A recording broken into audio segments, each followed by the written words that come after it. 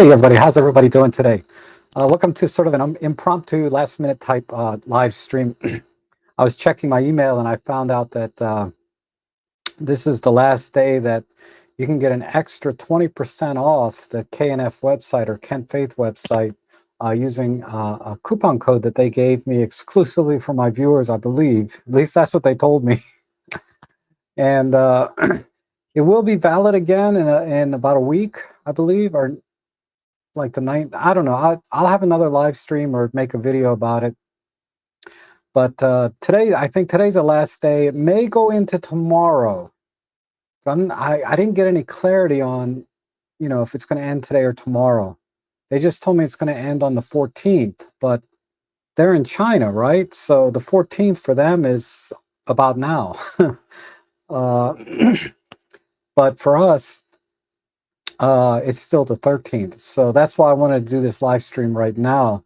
So if you're watching this live and you see anything that you like on the Kent Faith website,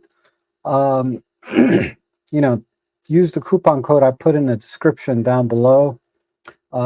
First, click on one of my links that'll take you to one of their products. Doesn't matter which one it goes to, as long as, it starts tracking from there. And then, pick out the things that you want. We'll talk about some things I recommend. And then you apply that coupon code. So whatever sale price that they have on, you'll see a price on their website, and then that'll say like maybe 25, 30% off. It's some random number. And then when you go to your shopping cart, there'll be an additional discount because it's a Prime Day for them. Prime Day is running straight through until the 20th, I believe. I wish I had the date straight. I'm sorry about that. It'll say on their website what the dates are. But to get the 20% off, I think it's today's last day, maybe tomorrow. But just in case, I want to do one today. And I wanted to do it live because there's going to be a lot of things, because I titled this something like must-have accessories, but what's must-have for me may not be must-have for you, right? As photographers shooting different genres, different kinds of things that we do with our cameras, we're all going to have different needs and wants for our cameras and accessories, but a lot of them are really vital to improving our photography. And I wanted to share with you the ones that I use and have bought a lot of them with my own money, to improve my photography.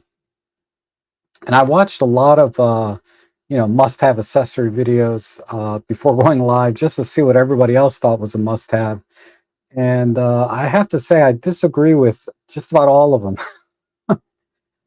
There was, they always mention one or two things that I 100% agree with, but then the other 5 or 10 things that they talk about, I'm like, you don't really need that, and I'll explain some of those things as well.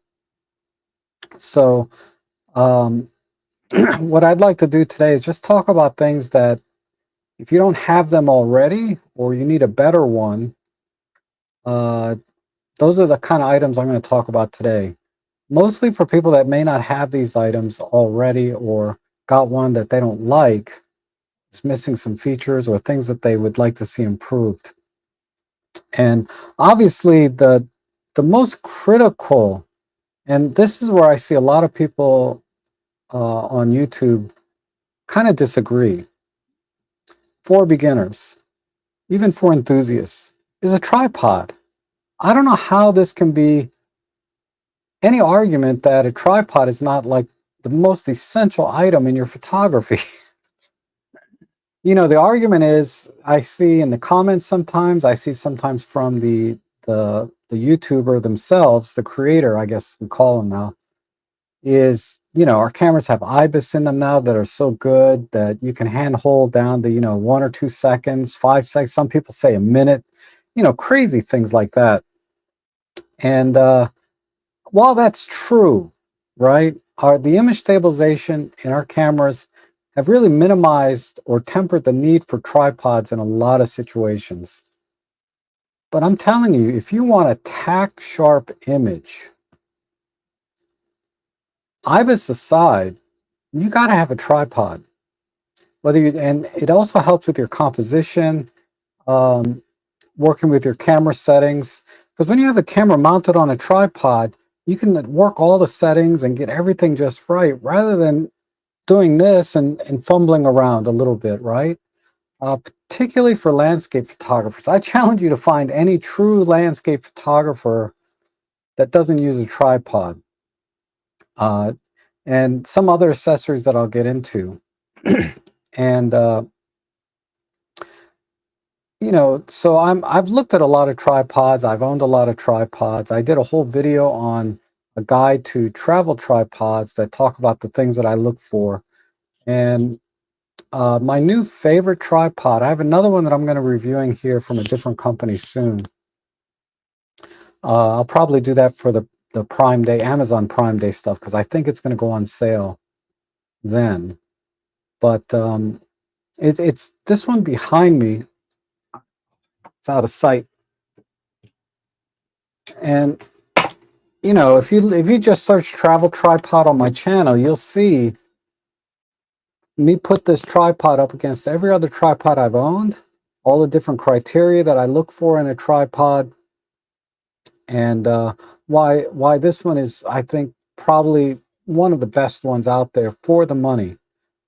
And trust me, I've tried a lot. I've gotten samples in that I wasn't crazy about, but this one I use all the time now. This goes with me everywhere. I use it, you know, in the field. I use it here in my home studio, and it's not failed me. It's been very durable. It's easy to use and has all the features that I want. The only pause that some people might have with a tripod like this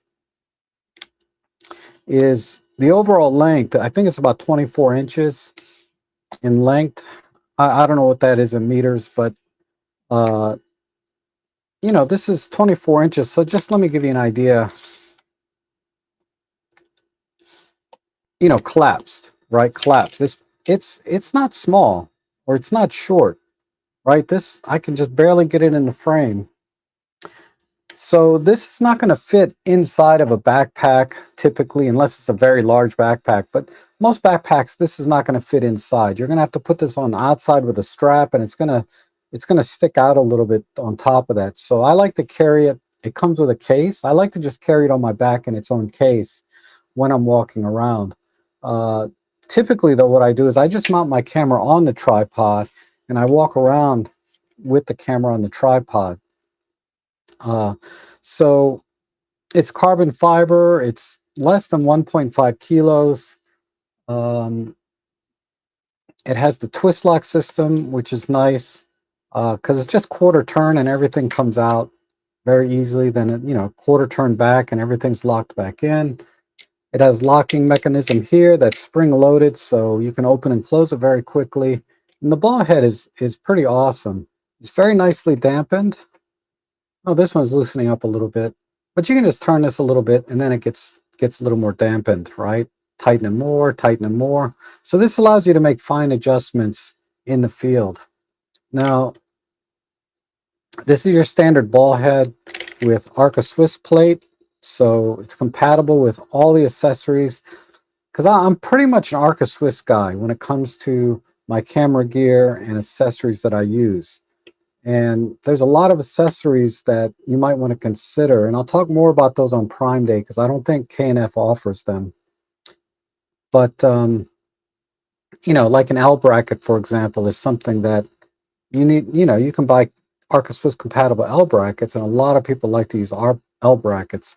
I use just the bottom plate of the L bracket. For example, on my Pen F here, you know, I got a full plate on the bottom and then an Arca Swiss plate, you know, compatible on the bottom here. And a lot of times these Arca Swiss plates have a couple of screws here where it comes with an L bracket, so you can mount your camera either way. So that's one thing in the Arca Swiss ecosystem, right? The other things can be like leveling, rotator, panoramic type things, extension arms, or a lot of times, like on my lens here, this is the 300 f4. A lot of lenses now, the feet are Arca Swiss compatible, so you can just drop this right onto your tripod. And there's other accessories I'm sure I'm forgetting about. But yeah, Arca Swiss, yeah, and a nodal slider.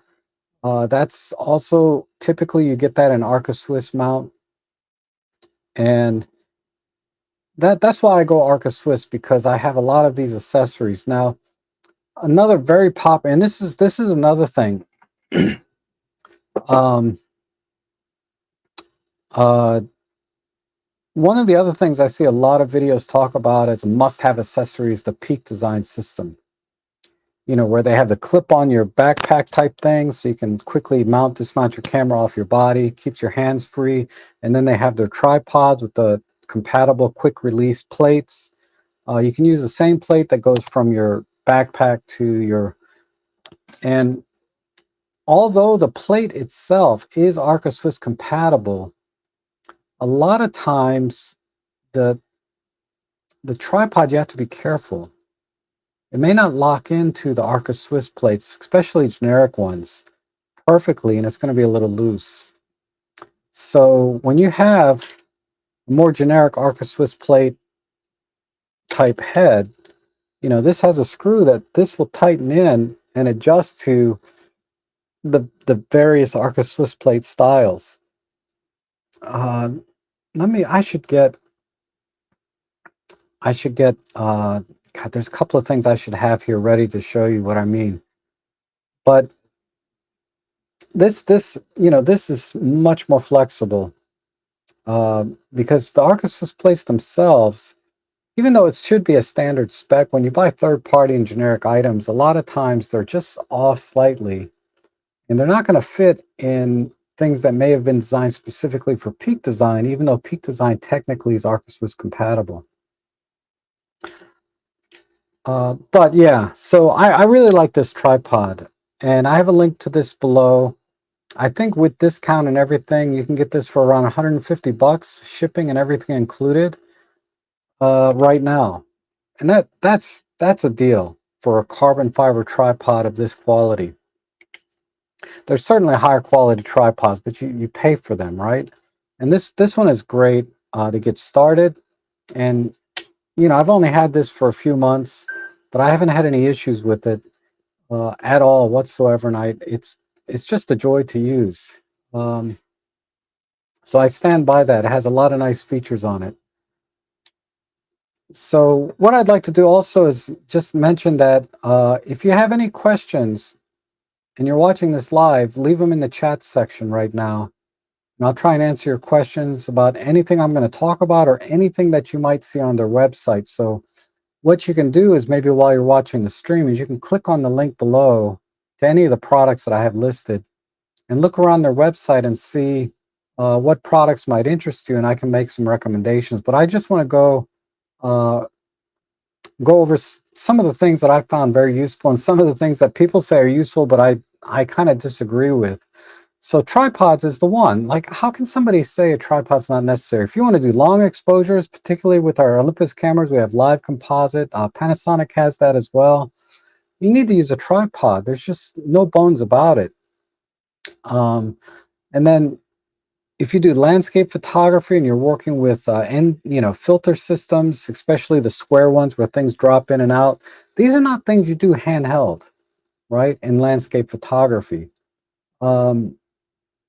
If you're going to do panoramas and have a nodal slider, again, things you do not do handheld. And doing panoramas where you take 2 or 3 shots at a time or more, you're going to use a tripod, ideally with a nodal slider. They're not quite as necessary as they used to be, because software is really good at lining things up for you, but there's really no substitute for getting everything right in camera first. So tripod is a must-have to really expand your photography into things you can't do without one, and things that I think are really, really useful: astrophotography, landscape photography, panoramas, long exposure, live composite. These are all things that I think, you can really get into and really enjoy and add to your photography, that you're never going to be able to do without a tripod. And tripods are are just critical. It just drives me nuts when I see someone, another creator, talk about, you don't really need them because our cameras have IBIS, and they're crazy. They're crazy if you think so. If you don't have a tripod that you're happy with, that's a good one. The one I showed you from K&F. They have other tripods on their site. I don't recommend a lot of them. So maybe we'll go to, I'm going to go to their website a little later and walk you through some of the items that I think are better than others. Because as you know, you get what you pay for a lot of times. This is one of their higher end. It's not the highest end, but it's one of their higher end tripods. And I think it's a good balance between price and quality. Some of the lower price tripods, I think there's better values out there, to be honest, in terms of price and quality. And I may get some of those tripods in later. I'm just taking a break a little bit from gear reviews. I mean, not completely, but I've slowed down a lot because it's just they're just a lot of work, and I've reviewed enough stuff that I think that it's really all you need. And I get it. Manufacturers keep coming out with new products that are supposed to be the latest and greatest thing. The best example is like the OM1 Mark II. Terrific camera. But for me, it just wasn't enough upgrade over my OM1 Mark I original for me to, spend 2,000, with the discounts and all that. It cost me about 2,000 with trade-in. I'd probably be at like 1,200, maybe 1,300. I think I'll wait for the Mark III. Just skip a generation. And that's always been kind of a good rule of thumb, right? Skip one generation before you upgrade. Okay, so let me get to the chat real quick and see what you guys are talking about. So Zoltan, always good to see you. Robert, good to see you. Yeah, I didn't go to the event today either that they had up in the... I'm just not a big fan of crowds in general, so I just avoid that. And Marcia, good to see you from Florida. And Randy from Florida also. Wow, the storms are coming in. And let's see, we have Darko, good to see you. It's finally cooled off in Canada, good. And Darko says you have a few K&F filters. Great, I will talk about those. And Wayne Cox, good to see you. Barney and Jeff Painter, good to see you.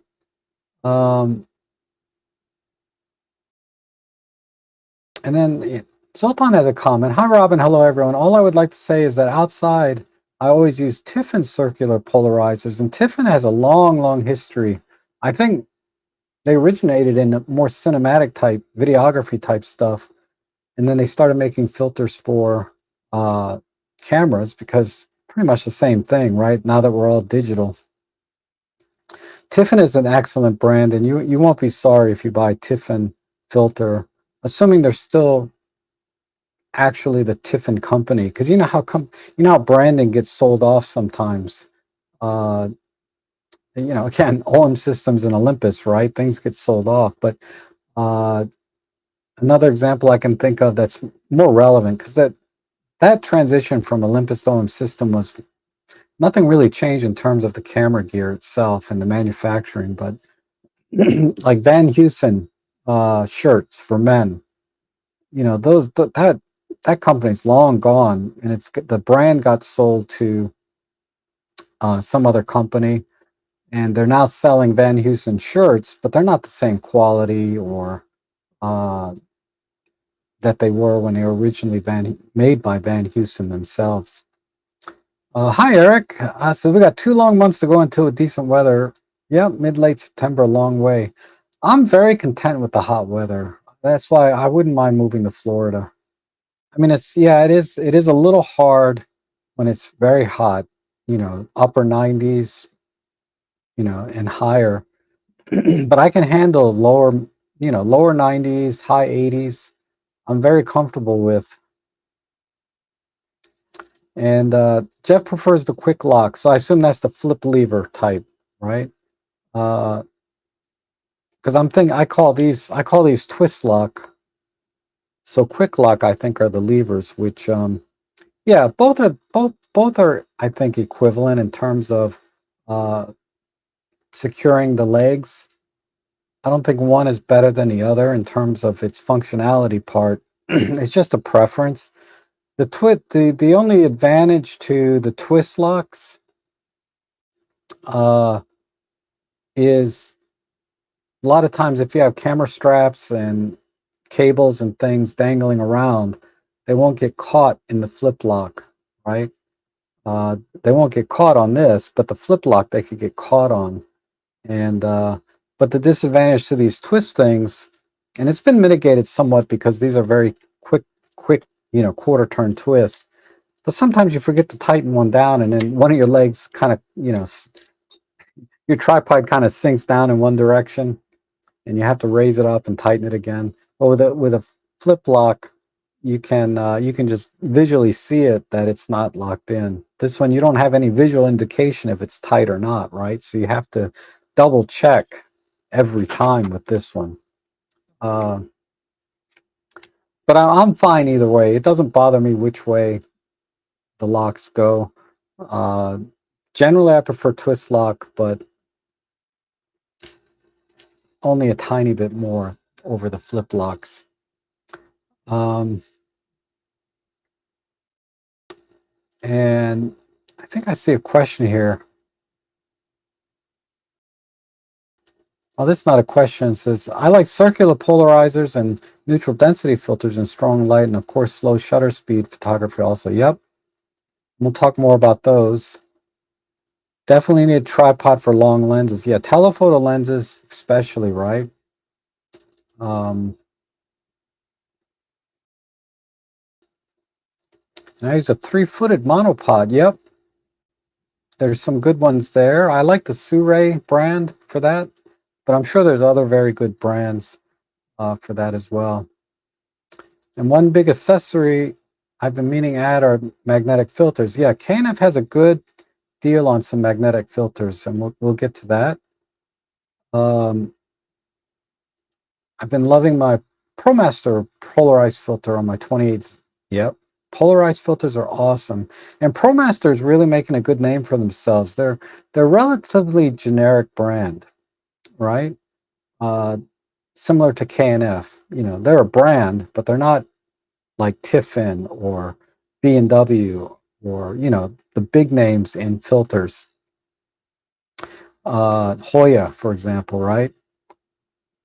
But ProMaster. But you have to be careful. I've bought a couple of ProMaster things, and you have, just like with all of these sort of not major brand type of products, don't buy their cheapest one. Try to get at least a mid-grade or the pro level one that they have, because usually the cheapest ones, they're just cheap, and you end up not really using them. That's not to be said that you can't use them and get good results with them. You certainly can. But ultimately, there's going to be a compromise somewhere, and typically it's in image quality. And I just want to compliment you all on this truly nicest group/community online, and thank you, Rob, for being this. Oh, well, thank you, Darko. I appreciate that. Darko's always had such kind words for my channel, either in the chat section or at least comments for me. I really appreciate that, Darko. And a comfortable neck strap is essential. Yeah.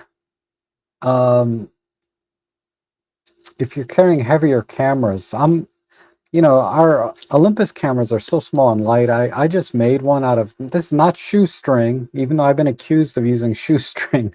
This is just simple paracord. And this is usually enough for me for my everyday type stuff. But like my freaking Sony camera, God, that thing is so heavy. I don't care what the specs say that it's only like 50 grams heavier than, say, the OM1. This thing, look at the strap I have to use for this thing. I got a Ruck Pack one. It's like a seat belt, you know? Ugh. I mean, it's a nice camera, but it's got a lot of things that, I mean, the size and weight of it is not, it's not, and the K&F is, with this grip on it, is not considered a super compact camera by any means, but it's still a heck of a lot smaller and gives me just the good images, in my opinion, for the kind of, everyday type stuff, right? I mean, if you pixel peep and you're doing certain things, yeah, there's going to be a big difference between the two. But for general photography, this does everything I need. Okay, so oh yeah, I'll be at Metal Arc tomorrow. So let me get into more of the branding. So let's talk about the polarizer. Okay, so I bought a couple of these K&F polarizers, and basically what they do is they minimize glare and reflections, make the skies bluer, gives you more contrast and detail. And when you're looking at K&F filters, let me see if I can pull up their website. What if I do that? No. Dang it. Nope, that doesn't work.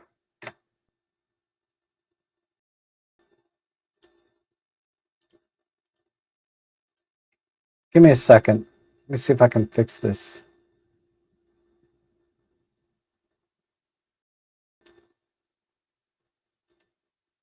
No. It's one of these. It's one of these. There it is. Okay. So, this is that.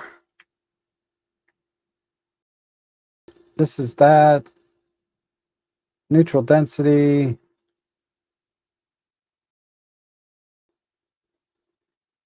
Variable NDs. I wanted to talk about all of these things. I think I bookmarked it. Let me see. K&F.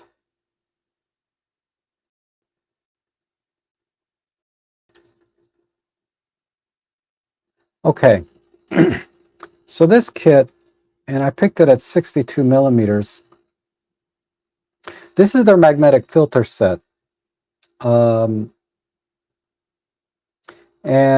it's $94 or $95, but you get these 4 filters, right? You get a UV filter, which really is kind of useless in my opinion, but you are getting the CPL filter and an ND1000 filter.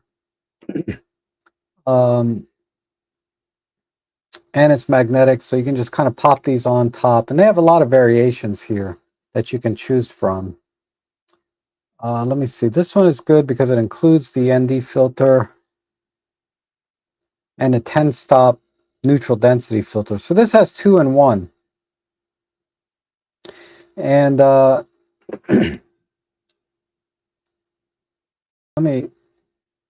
so this is going to be 16% off if you just buy it all by itself, because the Prime Day special is 16% off. And then where's my calculator?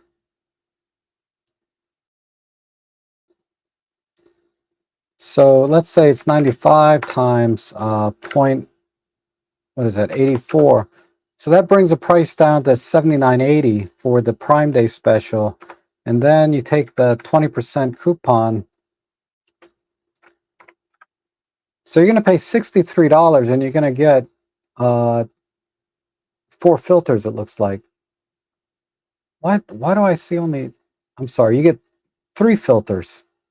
You get the UV filter, don't count that, but you're getting the CPL and a 10-stop ND filter.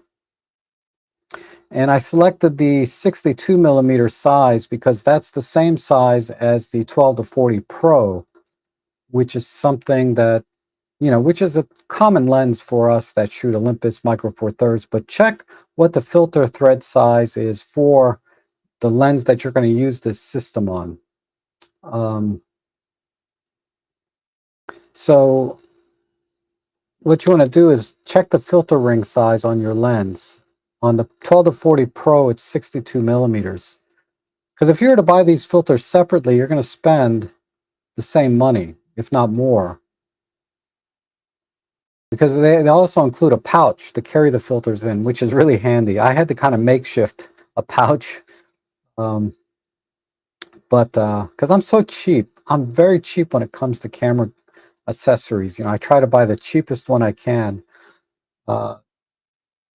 balancing quality with price, but I try not to buy brand name items if I don't have to and pay premium prices if I don't have to when it comes to accessories. And that's why when I fell into the K&F system, the first thing I ever bought from them, I believe, was their 5-stop ND variable filter, which is this. So let me talk about this. The polarizer, I think everyone's familiar with, reduces glare, reflections, makes the skies bluer, increases contrast in the scene. You can watch any video about polarizers, circular polarizers. You can watch any video about circular polarizers, and it's always a must-have. So when you see these videos about must-have accessories, if they talk about a filter, they talk about the the circular polarizer.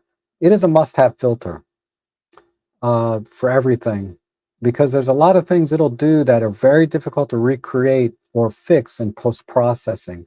Reflections and glare. This is essential. It's an essential filter. The other filter is the neutral density filter, and there's two kinds. There's the one that is in this package. So I recommend this package if you want to go magnetic. There's no reason not to, really, because then the filter just pop on and off very easily. But there's the 10-stop ND filter. This is excellent for doing long exposures. It reduces the exposure by a full 10 stops, the ND 1000. And then you can start doing 30-second exposures in bright sun.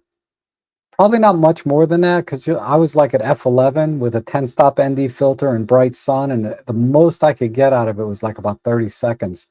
But if you're doing waterfalls and seascapes and things, a lot of times you're in shade, in which case you can shoot at like f4, f5.6, typical landscape settings on micro four thirds, or f8, f11 on your full frame type cameras, before running into diffraction and giving you enough depth of field.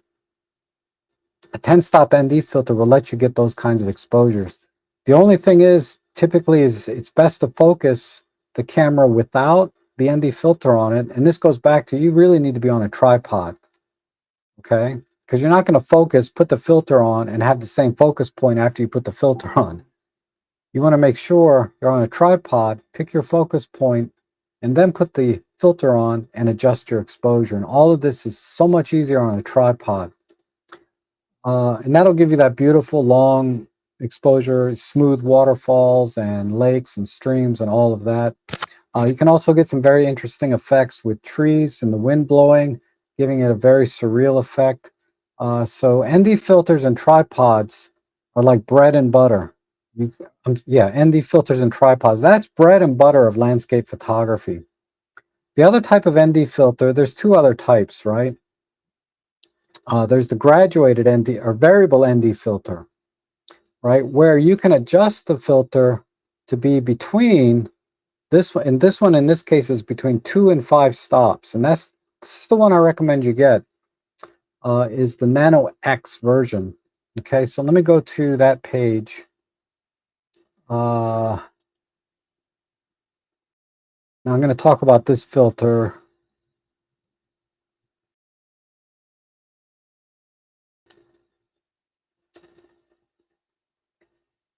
Okay, this filter is the 62 millimeter size. Again, fits the 12 to 40 Pro perfectly, but double check what size you need. They have various ones down here, and they're all priced a little bit differently. Well, they normally are. Seems like everything's kind of on a different price, the same price today. But True Color X series. So what does that mean? Well, true color means that there's no color shift when you use the ND filter. So, because a lot of times when you put a variable ND filter on, or any ND filter, typically it warms the image up slightly because of the materials that they use for the coatings and things like that.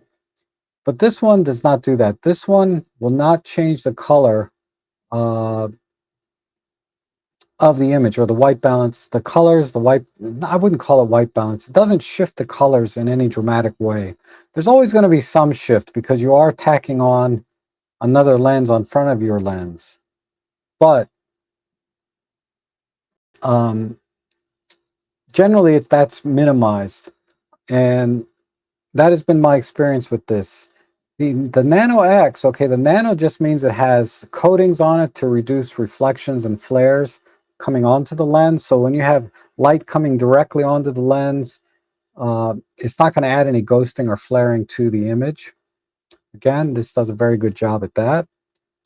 And then thirdly is the X. What does the X mean? Well, a lot of times, and this is particularly true for wide angle lenses, when you adjust this, you can see it getting darker, right? It's like sunglasses for your eyes or your camera. You might see shading that looks like an X on the image. You're not going to get rid of that in post, and that's been a big problem of a lot of variable ND filters, particularly with wide angle lenses. And so you have to be conscious of filters. So the nano-x series eliminates that problem. Okay, I've never had any X patterns in any of my images, wide angle or not, like from 12 millimeters, which is a 24 millimeter full frame equivalent, all the way out to the zoom. Zoom, you don't have to worry quite as much. But and one of the ways it accomplishes this is, because of the optical design of the lens itself, but also when you turn this, it has a hard stop to the maximum neutral density setting of 5 stops, and then it has a hard stop when you open it all the way back up. So I've had neutral density filters in the past that were turned, full 360, because I was trying to get it darker and darker and darker, and then I end up with an X pattern. And sometimes I don't notice the X pattern or shading when I'm taking the picture. And I'll get home and I'm like, oh crap, look at that. So this one, by the optical design of itself, helps to some degree, but it's unavoidable if you turn it too much. So this one, they've incorporated hard stops in both directions. And that's why this doesn't have that X pattern, or the optical design of the lenses they're using, and the fact that it has a hard stop. So I'm guessing some manufacturers, the cheaper ones, right, are advertising, say, this will go up to 10 stops, but then you get an X pattern, right? So it's useless at 10 stops. I'm sure if I could keep turning this, I could get it to go another stop, 2 stops at least, maybe even 10 stop difference, but then I'm going to get an X pattern. So they made this, and it's very nicely dampened, and it fits perfectly on the front of my lens. And I can even, I don't know where my lens hood went. I think I left it on the table outside, but yeah, it goes on perfectly. This is the 62 millimeter thread for the 12 to 40 Pro. So this is I'm going on forever about ND, but I use this all the time, not just for long exposure, but I also use this rather than using, say, high-speed sync on my flashes, because a lot of times I mix and match brands of flashes. So I don't have high-speed sync compatibility anyway, because I'm not using the right flash for the right camera, and the high-speed sync is disabled. And I don't like to use high-speed sync typically when I'm outdoors. I'd rather use a variable ND filter. This one is, and I shoot it at 5 stops. So if you look at my Instagram page, I posted some portraits of this of a friend of mine. She's wearing red blouse, and another set is like in a red dress. All of those I use this filter at 5 stops with a flash, and this is perfect for doing outdoor portraits when you cannot use high-speed sync. And I don't recommend high-speed sync in general. I recommend, even if you have it available to you, use it as a last resort. It's better off if you have an ND filter. And I didn't notice any degradation in image quality at all. I mean, it's perfectly fine on even my Sony A7R V. the detail and the quality that I get from this through this filter, variable ND filter, has been excellent. And as you can see, it's not super cheap, because I've seen variable ND filters for like $25. Don't buy that crap. You get an X pattern, because I bought a cheap ND filter, variable ND filter from ProMaster. And I made the mistake because the camera store sales rep said we have two kinds. We have their Pro one and we have their regular one. And the Pro one was like double the price. I said, no, just give me the regular one. Oh my God. Everything looked like it was out of focus. It created so much blur in the image that I thought something was, I was like, how can I miss focus? I'm using autofocus. How am I missing focus all the time? And it turns out it's not missing focus. It's the ND filter just kind of slightly blurred the image or made it a little bit muddy. So don't buy cheap ND filters. Get the nano-x series. In fact, for any of the K&F filters that they have, because I think they have cheaper ones, make sure it's a nano-x or nano, it says nano on it. That's their higher end or mid-grade. They also have a pro level. I haven't tried any of their pro level filters, because they're quite a bit more expensive. Not a whole lot, but enough that I'm like, this is good enough for me, right? I'm fine with this, more than fine. I think this gives you pro level results that you'd want. So variable ND filters, very good for long exposure, but not in full bright sun. 5 stops is not really going to cut it a lot of times. For shade and things, this would be fine for like cloudy days or in shade. But you want to get a 10-stop ND filter for bright sunny days. And then this is adjustable too, right? Maybe you don't need a whole 5 stops. So I love this filter. I use this all the time.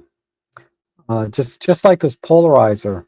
Anytime it's like after a rainy day, typically I will put this on to get more contrast and clarity in foliage and reduce reflections, like for doing street photography. And this is also their nano-x series, which is very good.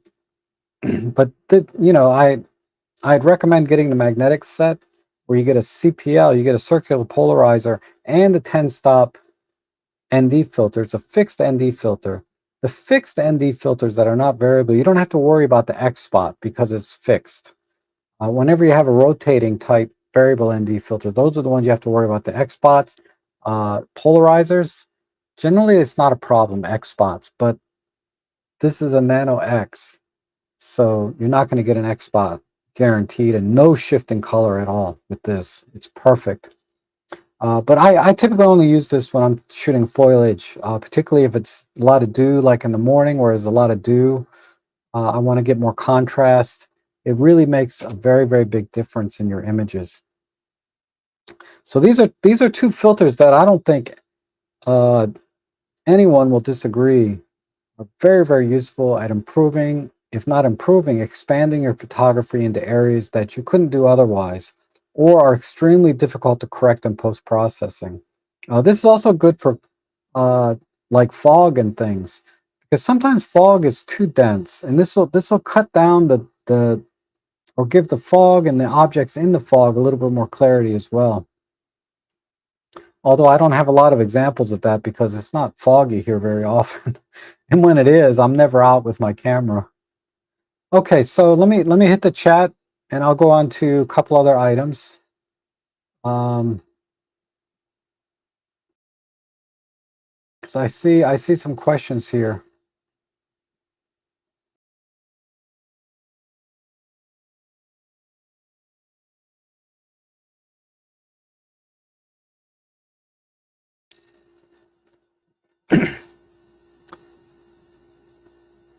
And I'm sorry. I buy those filters. I never used a filter since I started in 2011, but I feel I'm missing something important. But you definitely got to experiment with them. Definitely for long exposure photography, that's the low-hanging fruit when it comes to neutral density filters, doing a long exposure. But it has a lot of applications, like I said, for flash photography as well. It can make a big difference. You know, it'll help you if you want to get black backgrounds in your photography, or reduce the exposure of the ambient light. There's so many uses for this with flash. Tons of uses for long exposure. You know, waterfalls, trees, foliage. You know, city scenes, street photography, and getting motion blur. It really like I said, it expands your photography. And 3 filters and a ring. Yes, thank you, Wayne. Yeah, I see 3. I saw 4 rings, so I assumed 4 filters, but it's 1 ring and 3 filters, and that's a good set there to start with. But I would buy, in addition to that, I would buy the variable ND filter that I just showed you. You know, this one here. Okay. Question to the chat peeps. Anyone use the square filter type, and how good are they? What brands and how expensive? Okay. So K&F has the square filter system. So let me go to their page, and I'm going to talk about this a little, because this is a very good question. Square filter. All right, so this is won awards and stuff for design and things, and it is pretty slick because you can rotate the round filters. Let me just click on this one. This is fine. They're very expensive, but it's very, very high quality. From what I understand, these are Japanese made glass. But you get these you get the round filters like the polarizers and things, black mist, you know, but you can stick regular round filters in this as well that will fit in there. They're very large. The advantage to having a large round filter is for the wide angle lenses. They put an example here of using a long exposure, so you can get the clouds to kind of blur, which is kind of a cool effect. Another use for using ND filters. But you know, so when you have a very, very large round filter, especially with wide angle, particularly with wide angle lenses, it minimizes any vignette or eliminates it completely together that you get a lot of times. Because say, for example, I had, you know, an ND filter on here. Well, I do.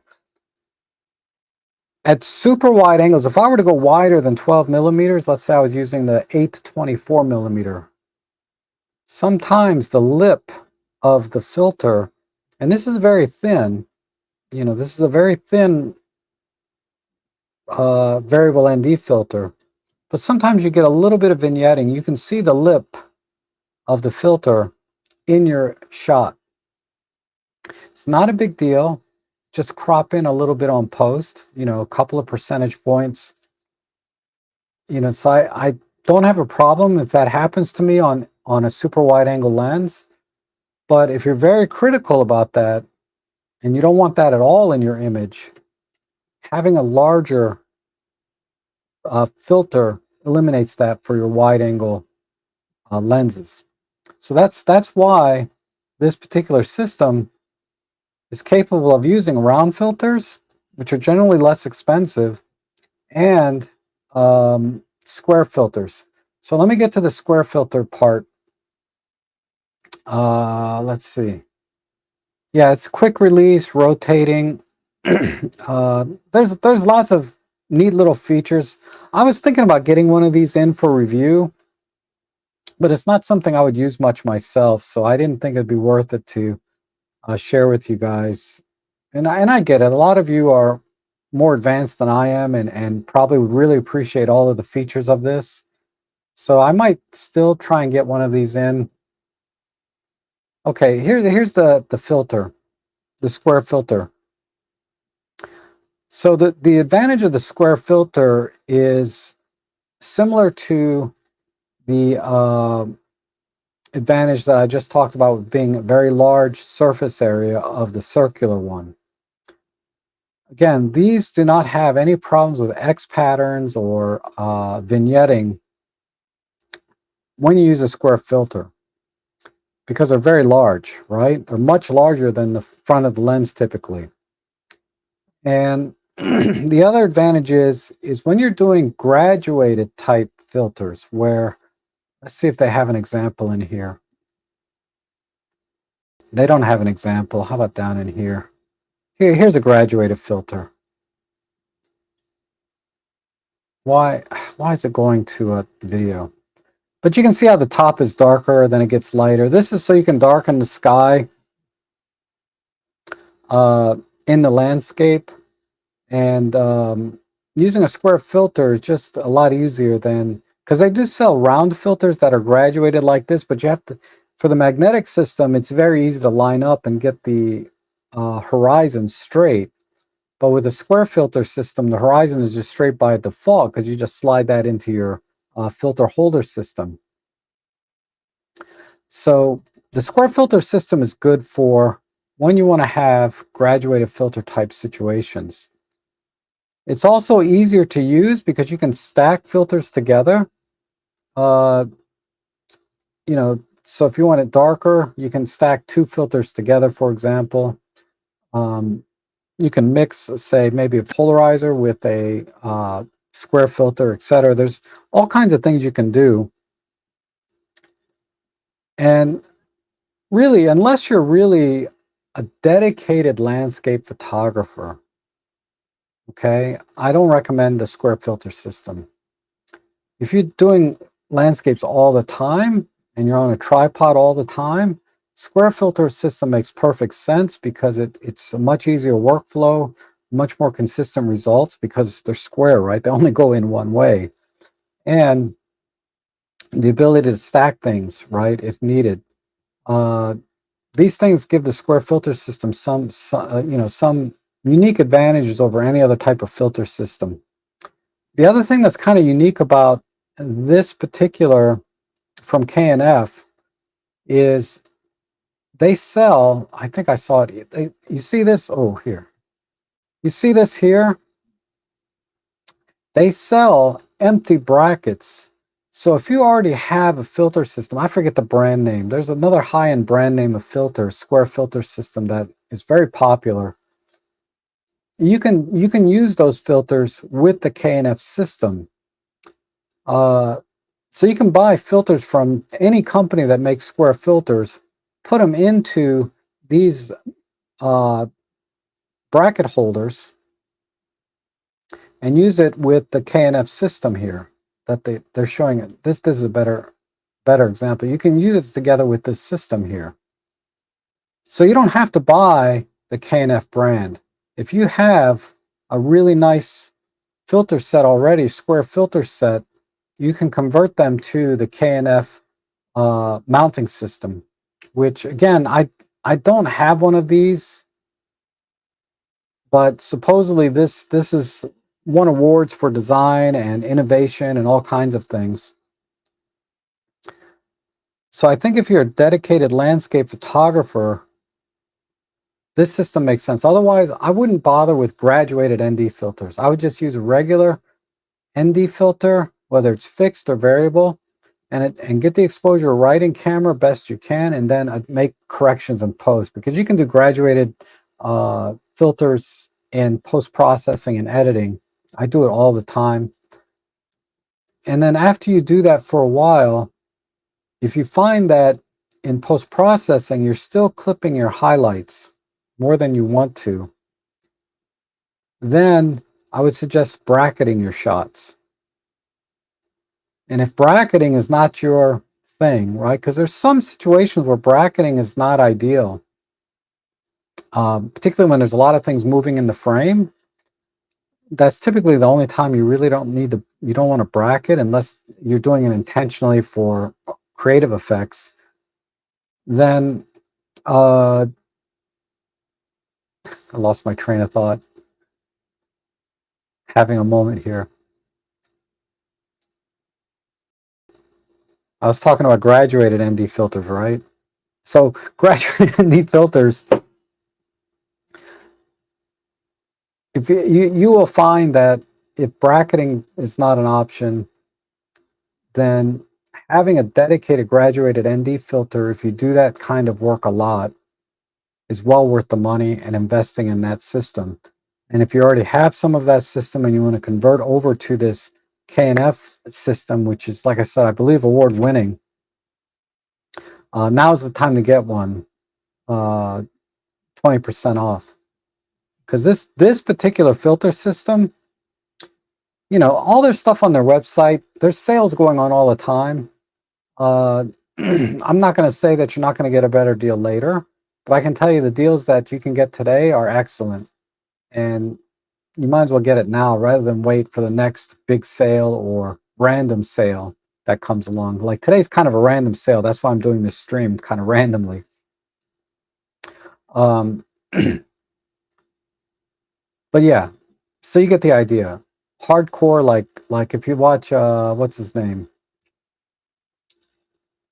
The landscape guy. Can't remember his name either. Maybe I shouldn't have done a stream today because my brain is not functioning.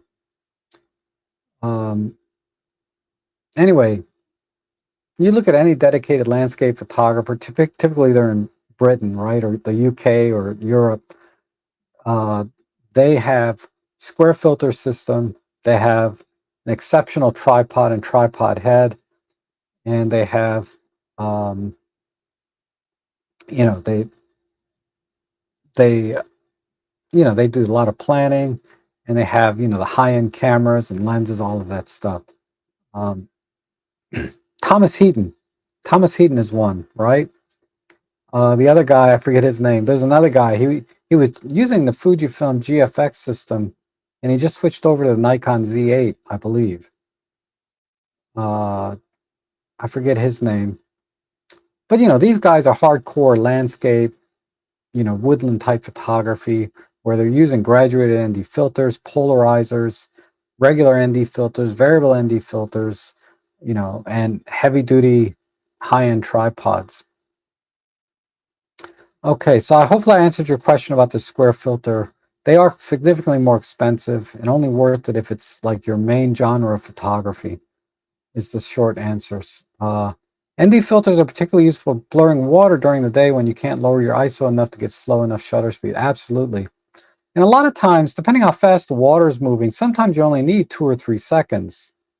So that's why a variable ND filter is very useful, because if you only want to do 2 or 3 seconds of motion blur, because some people, they get carried away and they have completely smooth, like glass-like water flow, right?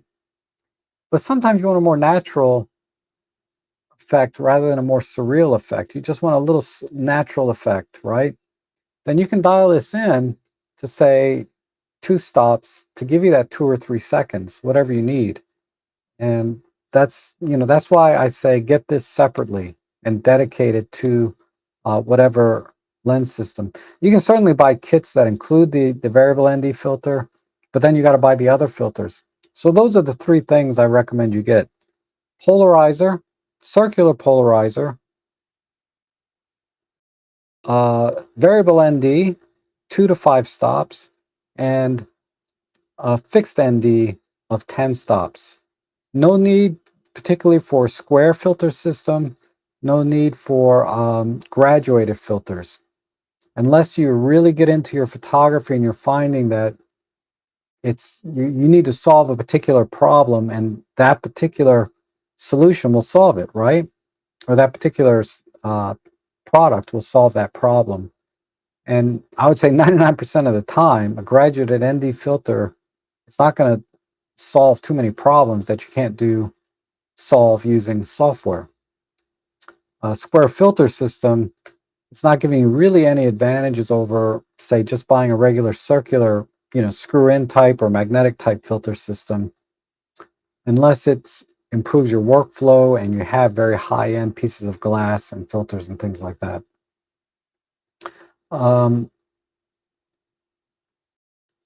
I need a strategy to cover a range of lenses. Okay, so that brings me to step rings, right?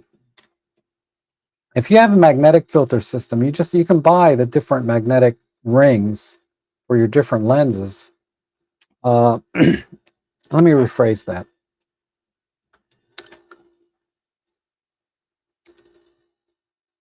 You said, a different range of lenses. Now, if your range of lenses all have the same filter thread size, right? They're all 62 millimeter, for example, the ones that you'd want to use filters on, then it's easy enough to buy additional filter rings, magnetic filter rings, adapters for each of those lenses, and then you can use the same filters across those lenses. If your lenses have all different size filters, then your best bet is to get a step ring set. K&F sells a nice step ring set as well. I got this one here. This is a K&F. Came with a lot of them. I have them all separated and all over the place.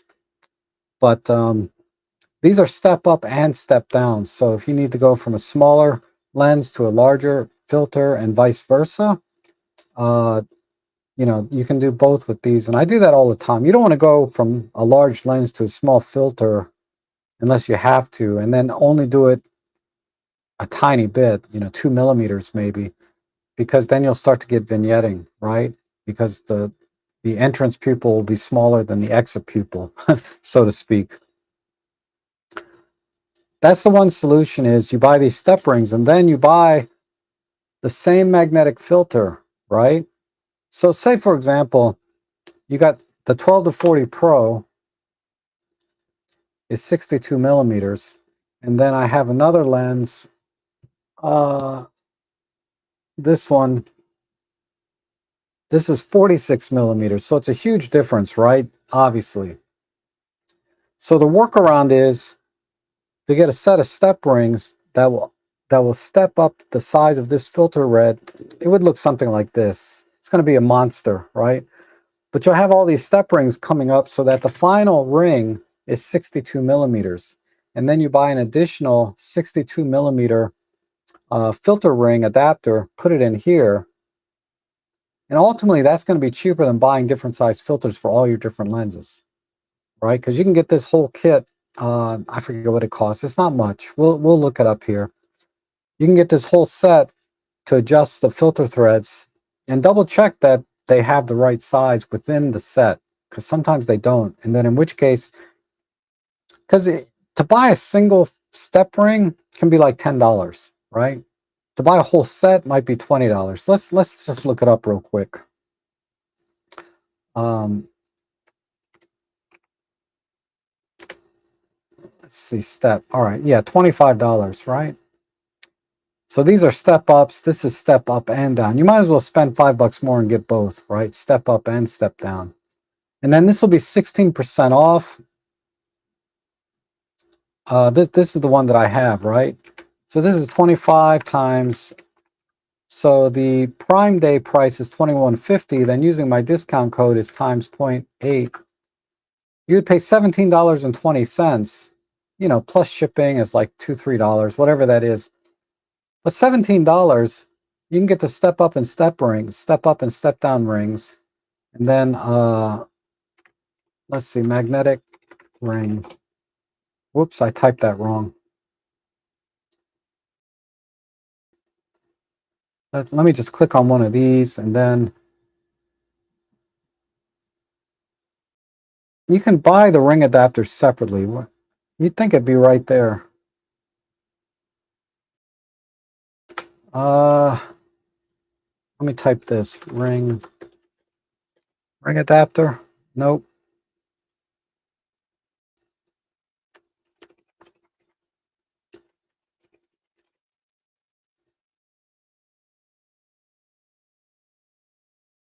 This is brass. Those are the high-end ones. See, if you buy them individually, they can be expensive if they're like made of brass. Let me just type in one more thing, magnetic. I know they have it. I'm just not. Let me just go in here.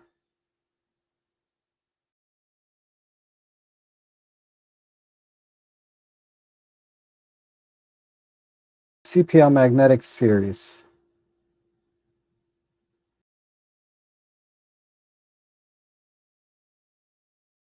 Dang it, if I don't bookmark it, I can't find it. Lens filters. Square system magnetic lens filter.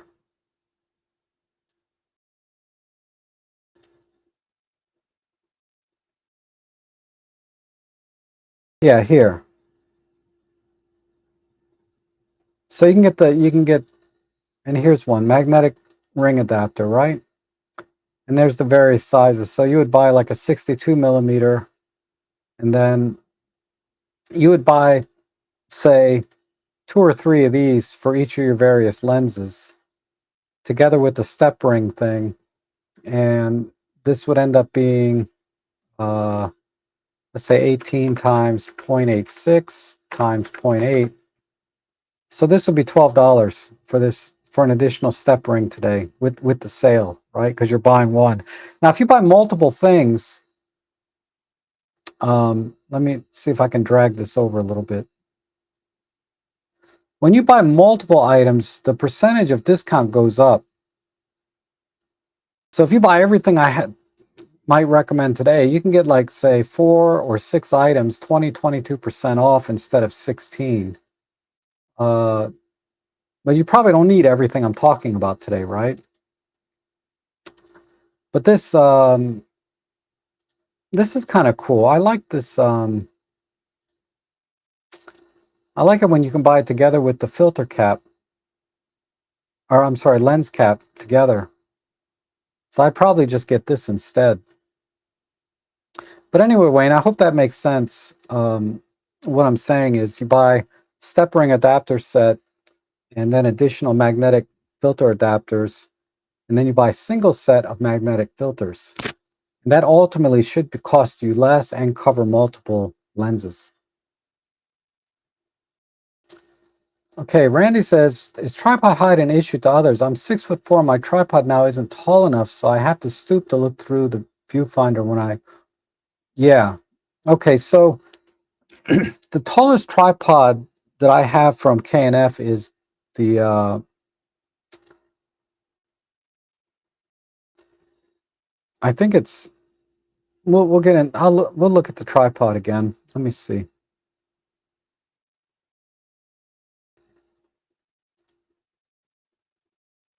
This is the one that I have here.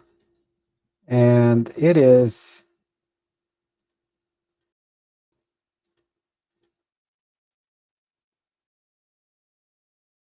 Oh, they didn't list it here.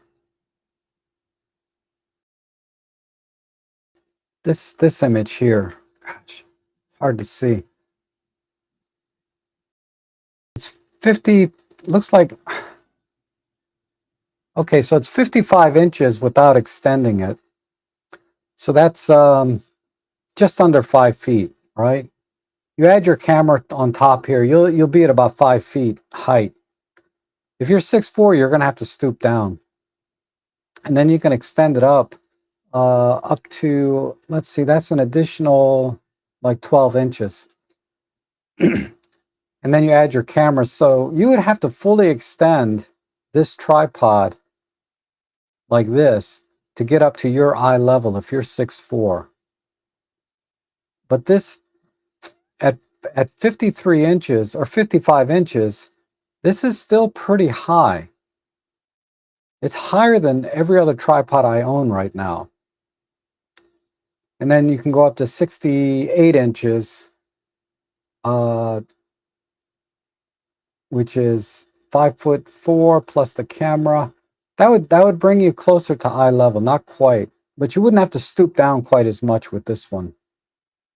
And this is the tripod I showed in the beginning of the stream. And there's a link below to this one. And that's really the best you're going to do. They do have one other tripod, I believe. Let me see if I can find it. Let's see what the height is on that one. It's I think it's the very highest end one. It's these tripods, 68, 66. Yeah, these are higher end, as you can tell by the price, but they still don't get quite as high. 62 inches, 68 inches.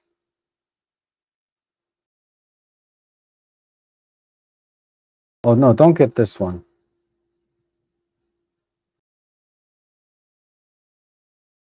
These two tripods here are very, very high end. I might ask him to send me one of these. This would be nice. But I think this one is only 50 inches. So yeah, you're going to stoop down. And this one is 61. So it's not quite as tall, but it's going to be more stable. Because on this tripod, there's a couple of things that make this tripod a lot more premium than the one I showed you, which is they have it linked right down here. First of all, the legs are thicker, okay? And they're using a different type of carbon fiber weave. It's hard to tell, probably looking at it on the stream here, but you'll notice that this has a different kind of weave in the carbon fiber. This, generally speaking, is stronger than the other carbon fiber that they use in this tripod. So look at the weave here. It's kind of a crisscross pattern. And then if you look at the weave on this one, it's not really a weave. It's just sort of a straight, this is straight line type. I don't know what they call it. This is not the same quality carbon fiber as the one that they use in the other tripods. That's part of the reason of the additional expense, but it's also part of the overall build quality of the other tripod. But again, this is what you want to look at when you're looking at height of tripod. I don't recommend you buy a tripod now. Because you can, I think on the 19th or 20th, you're going to be able to get this 20% deal again. So I might go live again. But what you want to look at is the height without extending the base.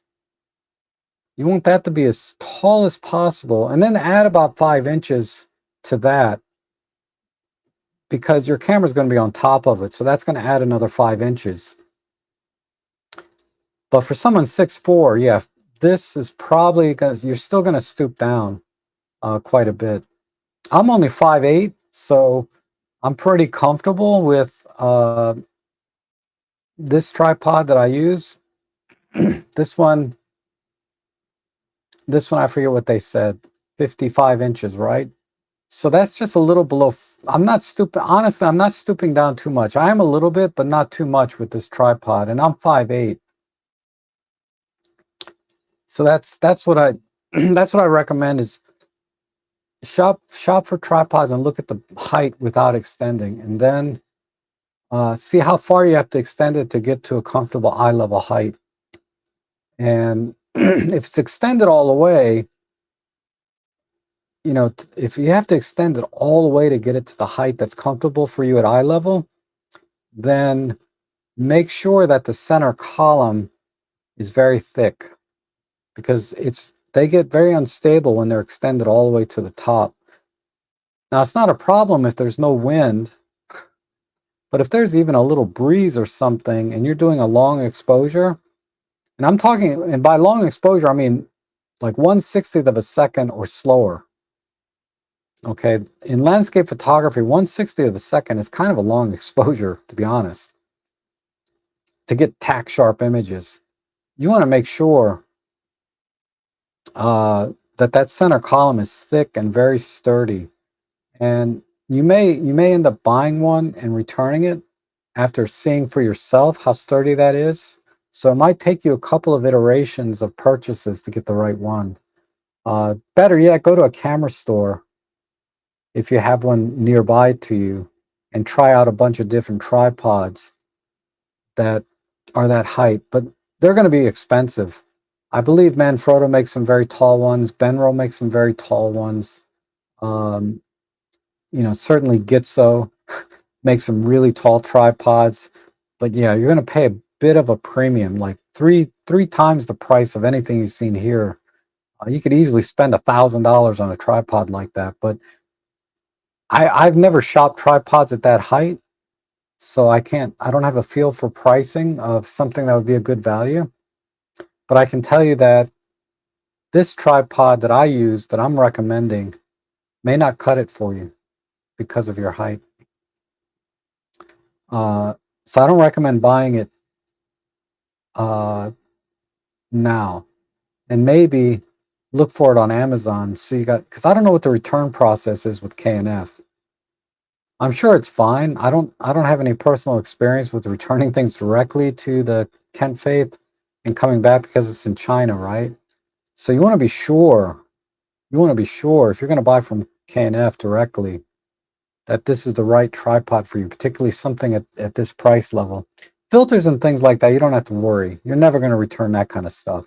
But a tripod, that could be an item you return next day, right? Because it's not the right fit for you. And then this is always good advice. You buy bigger size filters and use step up rings or step down rings, right? Step up rings in this case. With that, I avoid buying the same filter for different lenses. Exactly. So I prefer variable ND filters that have exact marks for neutral density. I use a Haida 3 to 7. Oh yeah, Haida, I've heard of them. So I imagine they're a high-end filter. That would be nice, right? If I had exact steps. I mean, this has marks on it, but I doubt 1, 2, so 2, 4, 5. 1, 2, 3. This does have little marks on it. I've never measured the difference though to see if it's exactly one stop between each mark. See if I can get this to focus. Let me bring my face up. All right, there. It does have marks on it, and there's a little dot right here. So I can rotate this. So there's one, and then this is all the way down. So there's 1, 2, 3, 4, and 5. 5 stops, and it's a hard stop. So this is marked. I would imagine, I guess I can try it. Let's find out. That's a very good point. I'm always stopped down to 5 stops, and I use that a lot of times. I've considered just buying a 5-stop solid ND filter rather than a graduated or variable. Let me see. So I'm going to put this into manual mode and lock the shutter speed and ISO. Let's see.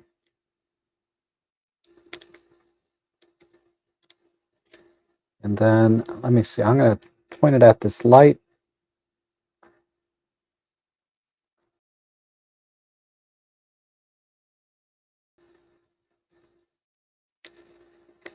Oh, crap. Let me put it into shutter priority then.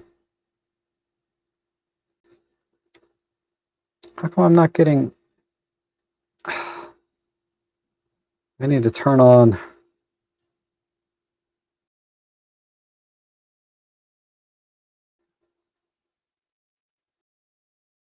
metering.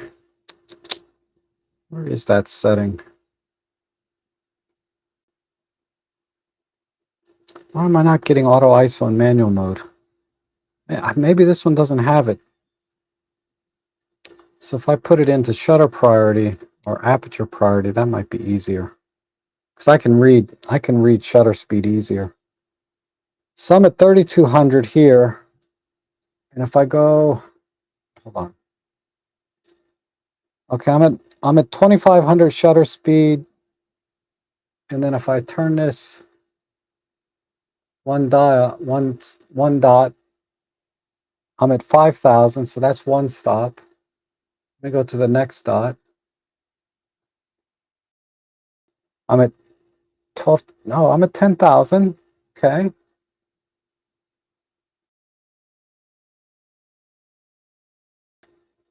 Now I've maxed out at 16,000, so let me add some aperture. So f4 12,800. Yeah, so it looks like this is right. It looks like these marks are correct, one stop each. So it is marked, just like the Haidas. Thanks for bringing that up, though. That's something I've never even really looked at. I just dialed it in until I get the shutter speed or aperture or flash power that I want correct.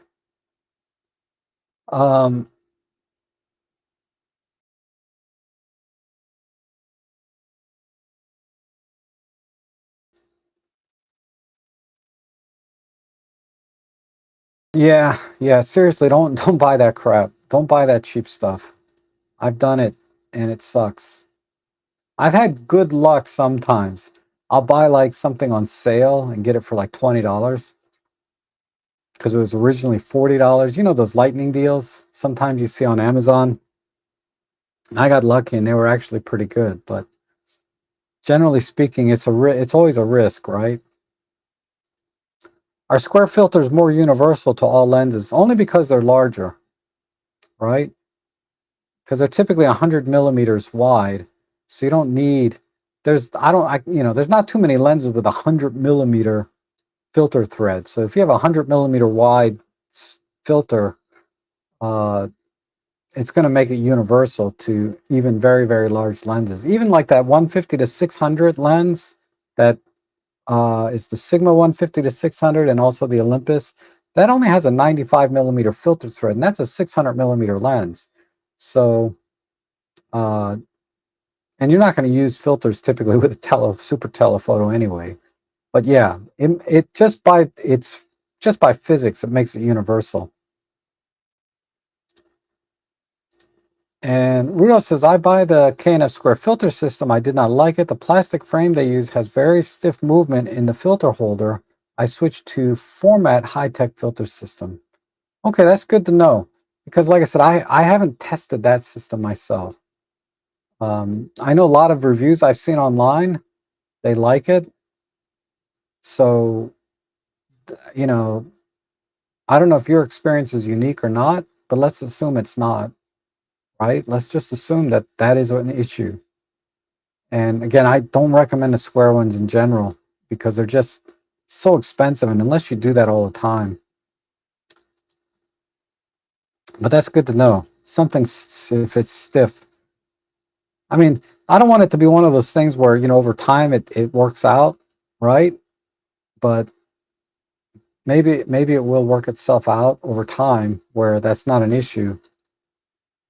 But that speaks to manufacturing tolerances, right? When they're creating something.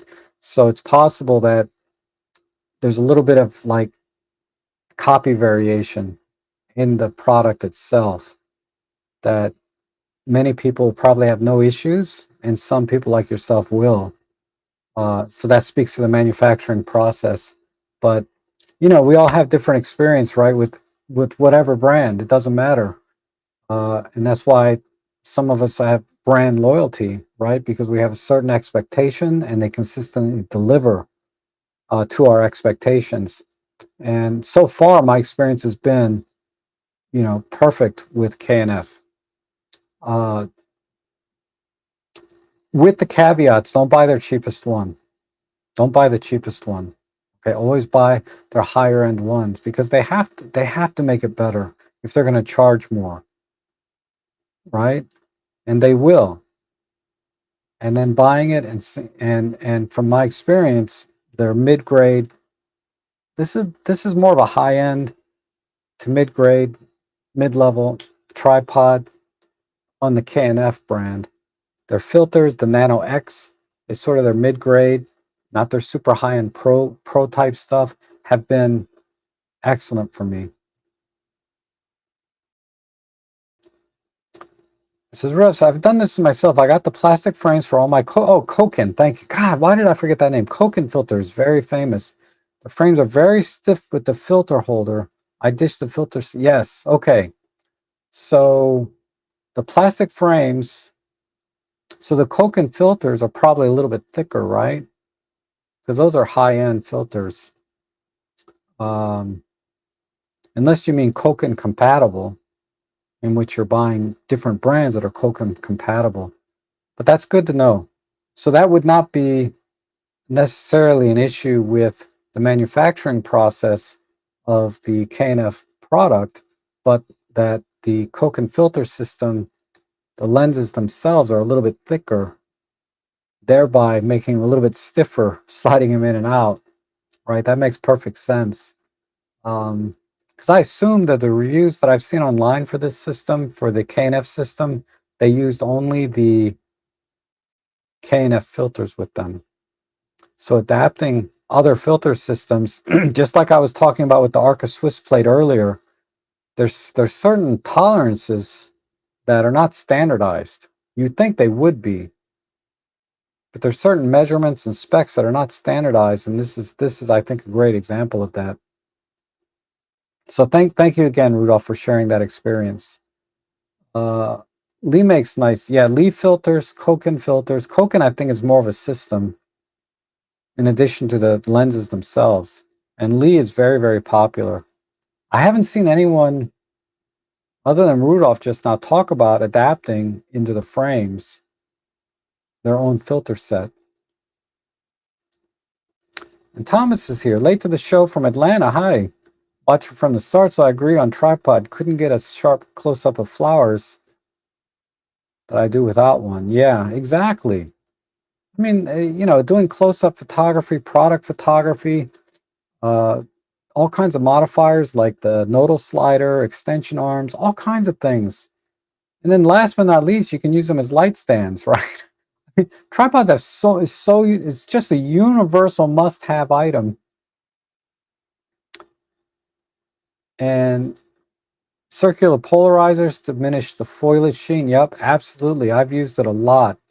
Because even if it's not wet or raining, a lot of leaves have a little bit of a waxy finish to them, right? They're shiny. And circular polarizers minimize that effect, so you get much better contrast and a much richer looking image with a circular polarizer on foliage, even when it's not wet. It does make sense. I need to inventory my lens and record the filter size. Yeah, like I said, once you kind of mark down, and you don't have to do all your lenses because you're not going to use filters with all of them, obviously. Pick like, you know, let's say you have 4 lenses you use all the time, but 2 of them are ones that you're going to use more for landscapes and things that you would need filters for. You'd only need to buy for those 2. And like I said, double check the step up and step down rings that come in that set, because there was one size that I needed that was not in that step up, step down set, and I had to buy it separately. I have it here.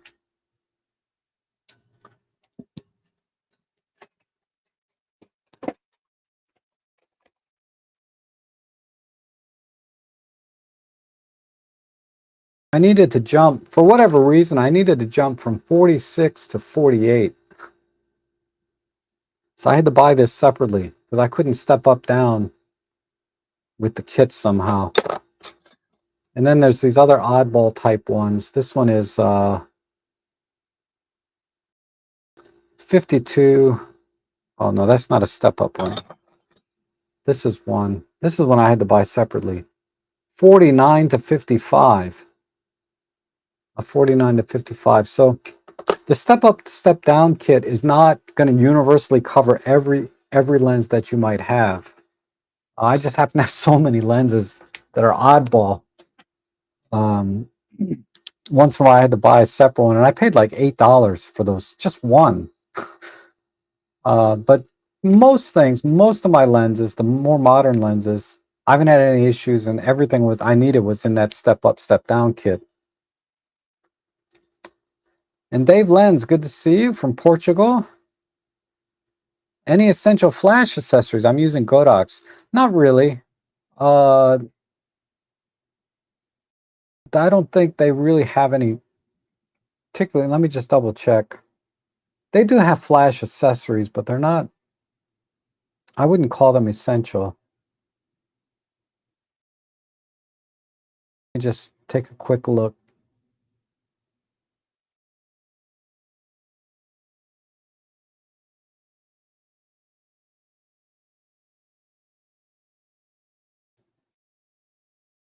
Uh,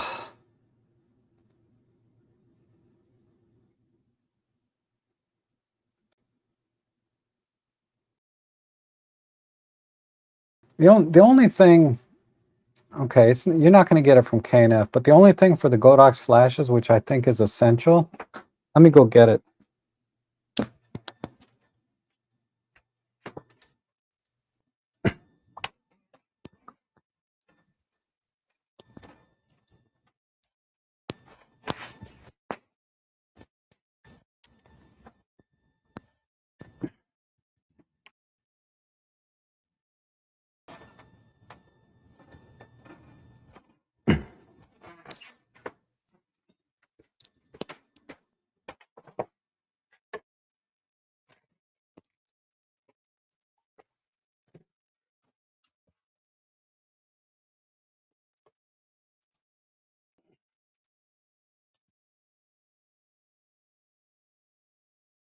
And this is the S2 adapter, so that you can mount, say, your Godox flash. In my case, it's this the V1, right? So now I can use my Godox flash on a light stand and use my standard Bowens mount light modifiers, soft boxes, or I can just plug an umbrella in here. This is excellent quality, the Godox S2. Now, this also comes with a square head adapter. I took it out because I didn't really need it, but it comes with a little block that goes in here so that you can put square head, but you don't really need the block because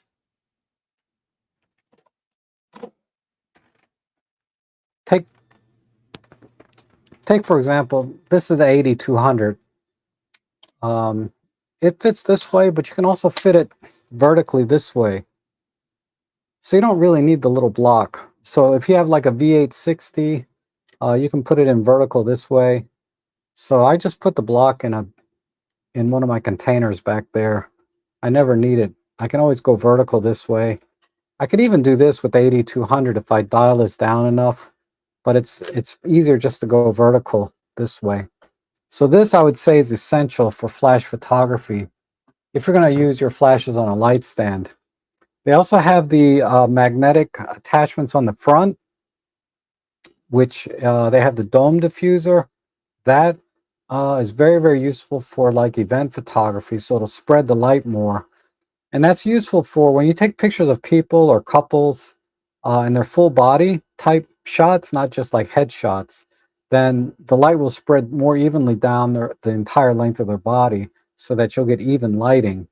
If you just shoot with them on camera like this without that dome diffuser, and it's just kind of a little plastic dome, then they're going to be very well lit from the waist up, but then the light's going to fall off pretty quickly, and their legs, and feet and the floor and everything there will be a little bit darker, right? And that's okay, right? But if you can get more even lighting, the dome diffuser is very, very useful. So if you do event photography and full length, full body type stuff, the dome diffuser is also useful. I'm talking about the round heads. It's very useful if you put this in a light modifier. It also spreads the light more evenly inside the modifier, so you don't get a hot spot in your flash photography. So those are the two things I would recommend. And then you can go on and you can get dishes, you can get Fresnel lenses that are magnetic, that go on the front. These are all very specialized. I wouldn't call essential, but I would say this is essential. This is essential because in flash photography, if you're going to use off-camera flash, you're going to start to use light modifiers.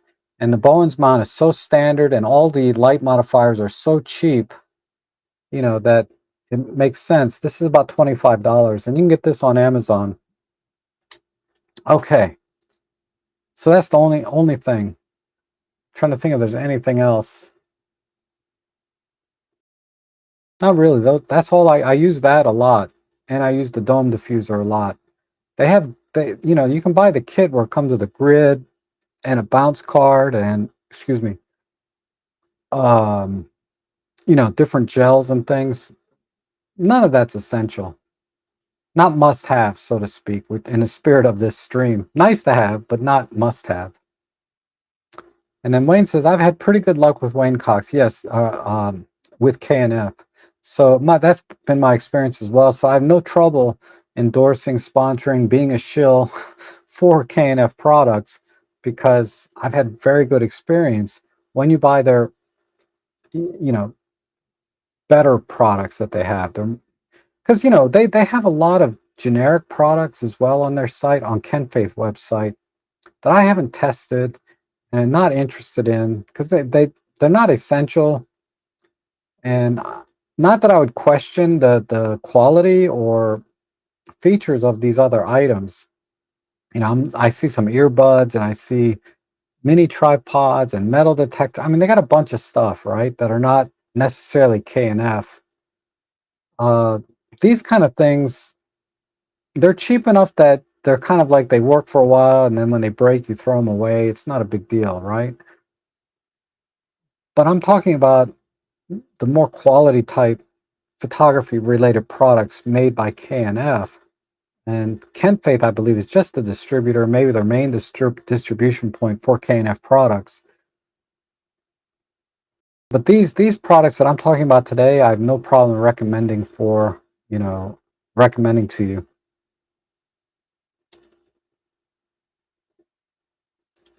And Andrew says, I have a Lee 6-stop filter in a frame. It works fine. The biggest advantage of this is the adjustment of the CPL. Well, that's interesting. So a little different experience here than the Koken brand, right? The Lee filters seem to fit better. So again, we're talking about things you would think are standardized are not necessarily, right? So I don't know where the problem is coming in. If it's on the manufacturing side of the K&F product, where the tolerances might be slightly different, sample variants, just like in lenses, or if it's the inconsistent manufacturing of different brands of the same type of product or system.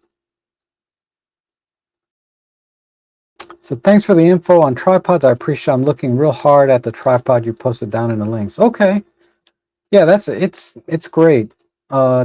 You know, like I said, just if you have to extend this all the way up, it's pretty solid. I'd say halfway. But if I extend this all the way up to the maximum length, tighten this as much as I want, it feels solid here, right? Because I only have my arm strength. But once I add a camera on top, I can tell you that, yeah, if there's any wind at all, and you're not using a fast shutter speed, you kind of risk, I'm sorry about that, you kind of risk motion blur. I mean, IBIS might compensate for that. So that might be, if you're extended all the way up like that, that may be a situation where you want to have IBIS turned on, because rule of thumb is turn IBIS off when you're on a sturdy tripod. So if you're all the way up like that, think about trying with image stabilization turned on as well, and do some test shots and see the differences with a telephoto lens. So it magnifies the issue even more. Because if you put on a wide angle lens, you're not going to see the difference. But if you use a telephoto lens and test it at different heights, that would make a great video, right? I don't know why I don't just do that, but okay. And I rather like K&F Frames Square filter system. It's not perfect, but it's a good product at an excellent price. Yeah, I don't have a feel for what other square filter systems cost, but seeing that it costs almost $300 here, I can imagine like a brand name Lee system or something probably costs quite a bit more.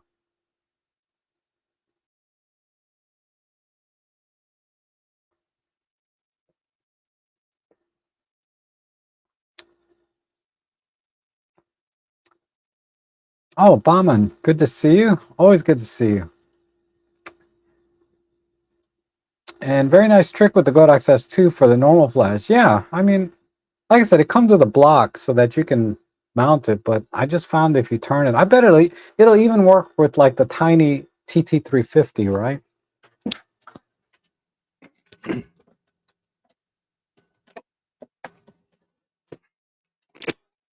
Oh,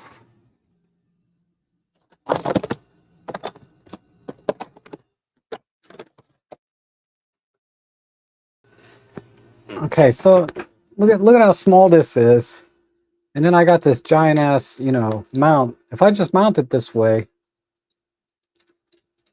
you know, I can even mount a tiny TT350 just like that without that little block. So some people, you know, I can see people make the mistake of, not the mistake, but they buy the S1, which is not round, and they buy an S2, which is round, for the various flashes that they have, when really, if they just buy an S2, it'll work with all of them. Even this tiny Godox, you know, TT350 is perfectly fine. Okay.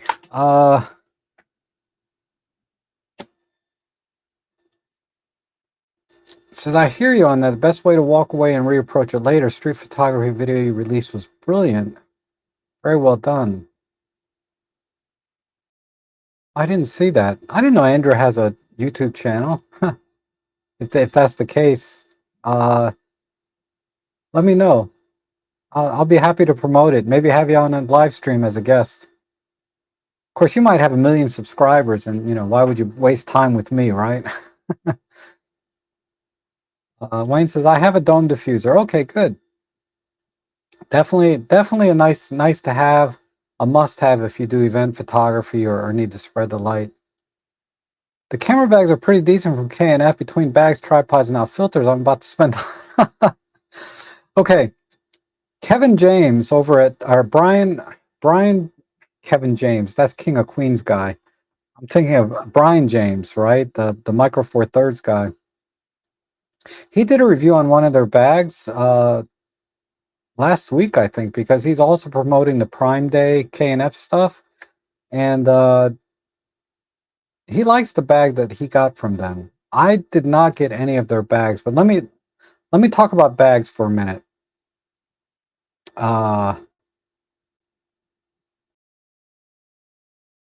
And I'm going to talk about shoulder bags in particular because I'm not really a backpack guy, so I would be the wrong person to ask about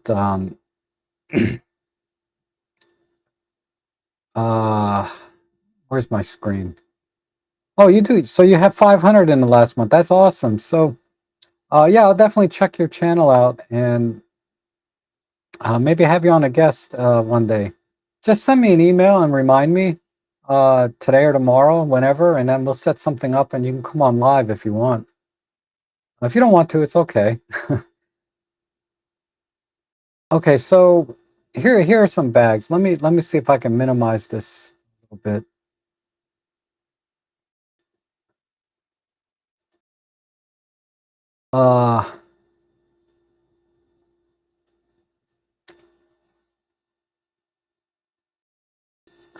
Okay, I think this is the one that Brian James had. And you know, to be fair, K&F or Ken Faith said I can pick anything on their website that I want to review anytime, whenever, right? I could do a different product every week because they really liked my other tripod video that I did, and I think I did a good job on that one, to be honest, too, because I didn't just look at their tripod. I gave a nice. It's a good video actually. As if my other videos are bad. They're not all bad. A lot of them are, but so Brian James reviewed this particular tripod or bag, and I had the opportunity to review any of their bags or backpacks and things like that, and I chose not to because I didn't see any that particularly appealed to me that I thought would be appealing to you, and I ended up buying a relatively expensive Tenba, a DNA 9, and I'll show you what I like about that bag versus the bags that I see here on K&F. Now, I'm not knocking the quality of these bags because I don't know what, you know, Brian James seems to like them a lot and thinks the quality is very good. But let me go back and I'll talk about what I look for in a bag. So let's just look at a couple of images here. Okay, this has got to be, you know, synthetic leather, right? Let's go through a few images. I guarantee that's not a real buckle. It's probably snaps underneath. Oh yeah, see right there. The inside, and that's the last of the images. All right, so let's go back to,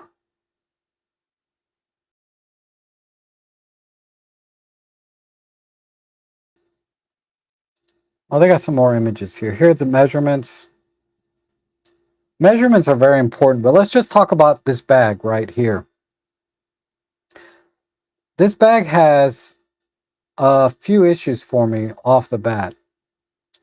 Number one, I don't care for synthetic leather. Over time, you can maintain it. You can actually use leather conditioner, and this will last a long time. But I'm not one to use leather conditioner and keep things right like that. So for me, synthetic leather is eventually going to crack and peel. So I'm just not a big fan of that in general. I've had synthetic leather jackets and things, and they've lasted a long time because I did take the time to care for them and apply the leather conditioner to those jackets and coats to keep them looking new. But a camera bag, I'm not going to do that. So I'm going to avoid that when I'm buying a camera bag, because there's so many choices of camera bags that you don't have to buy synthetic leather, you know, when you buy a bag, right? But I would avoid this. Cosmetically, it looks nice, and if you want to take the time to care for it, I'm sure it'll last a long time. But uh, anyway, so that's the first problem, right? Okay, let's go to the next image. The strap. Okay, I'm going to come to that. This is not the picture I want to show. Okay, this snap, buckle, clasp, whatever, I don't care for these. I don't like this design. Now, this has the advantage of, this has the advantage, I happen to have one here. So those things have the advantage of swiveling like this, right? So that anytime you pick up your bag, it's very easy to straighten out and untangle and untwist and just put over your shoulder. But I don't like this because it just makes a little bit of noise when you're walking around sometimes. I don't like that. And I had a bag one time, and the birds and the animals, they all hear this stuff. They hear you coming with this. But I just, this bothers me. I'd rather have the strap like stitched in and go all the way around the shoulder.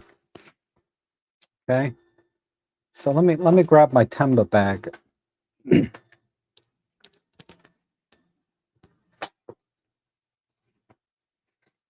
This is the bag I ended up buying. You'll see that the strap is stitched into the side of the bag, and to untangle it, when I pick it up, I just pick it up by my thumbs like this, and it untangles, and then I put it over my shoulder. So every time I pick up the bag, I almost always pick it up like this and then just bring it up. So no matter how tangled this is, when I pick it up, it just automatically unwinds, and I put it over my shoulder. And this is silent, right? No sound at all when you're carrying it around. And I think ultimately is stronger, right? So that's so it's just a personal choice, right? I don't think there's anything wrong with this design or style of connecting the bag to the strap. I just don't want it. You know, I'd rather have it stitched in, because I'm never going to take the strap off. If for some reason you want to take the strap off and clean it, I guess you can wash it or do whatever, but for me it's a non-issue. All right, again here with the buckles, these are fake. This is a snap. I just, I'm more pragmatic in a lot of ways, right? If I see a buckle, I want it to be a real buckle, not a fake snap. And I don't like snaps in general. Snaps, they unsnap, they get weak over time, and this is single stitched in here. So I'm, single stitched into synthetic leather into a canvas. To me, this is not a good idea. I'm very detail orientated when it comes to buying bags. It's like when women are buying purses, it's impossible to find the perfect bag sometimes. Okay, I like the interior so far, right? Nice separation, folding dividers, a little slit back here for, other stuff, papers, tablet, whatever. This is perfectly fine. I like that the sides are raised so that when you close the flap, it covers the lenses somewhat so that less rain and dust and dirt get inside the bag. So this is a very good design in this sense. And the way that the bag opens, this is a very, very good design. No problems here at all. But when I look a little closer, it looks like the Velcro is stitched here, but not necessarily right here below this. So I don't know if these dividers, it's not a big deal.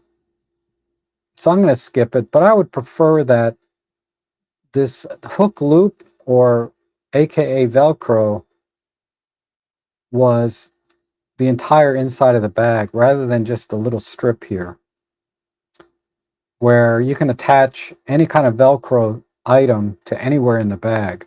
So this will allow you to use, because I have a lot of different bags, this will allow you to use dividers from other bags in this bag. But if the Velcro is just a little strip at the top and a little strip at the bottom, because I have bags like that, then when I want to use dividers from other bags, they're not really going to work in there because they're not going to fit the height, right?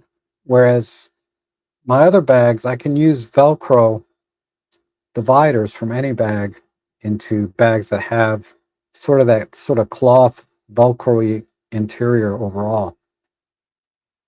Gosh, I'm going into so much detail about bags, but I'm very, very particular when it comes to bags, and that's why I ended up spending 100. I think I spent 120 or $30 for that freaking camera bag, which is outrageous.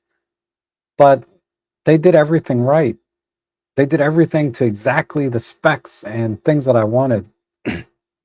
Um, so I paid for it. I don't see. Let me see if they have a better picture of the front, because there's a couple other things that I'm not seeing in these pictures.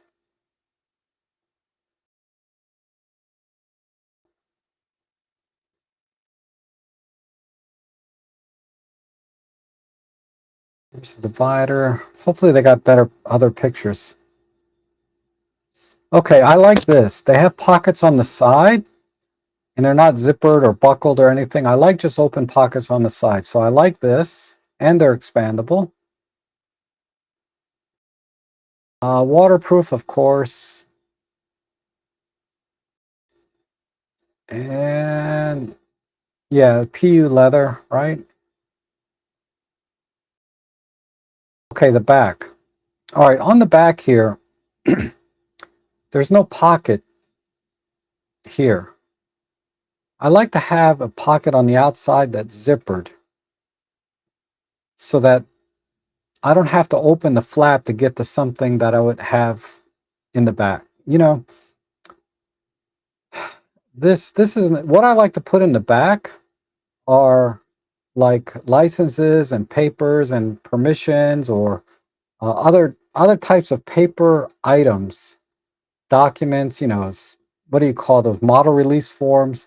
I'd like to keep those in the back on the outside so I don't have to open the flap and go inside the bag. If I keep it on the outside, it's just more convenient, and it gives you more options to carry other things, maybe gels, things that are, you know, I don't want to open the bag for. I just want to reach out from outside and um, not have to open the flap. And then the only other thing, there's no good picture of it, but it looks like it has one. Let me see. Let's go to the front. Hopefully there's a pocket here in the front. All right, so those are all the reasons that I looked at this bag and said that, you know, this is not one of the items that I'm going to request to review. Okay, because it's not a bag that I would recommend for all of the reasons that I just stated. Now, let me take a quick look at some of their other bags. All right, there's one here that's actually pretty decent, but let me show you my Temba bag. Okay, my Temba.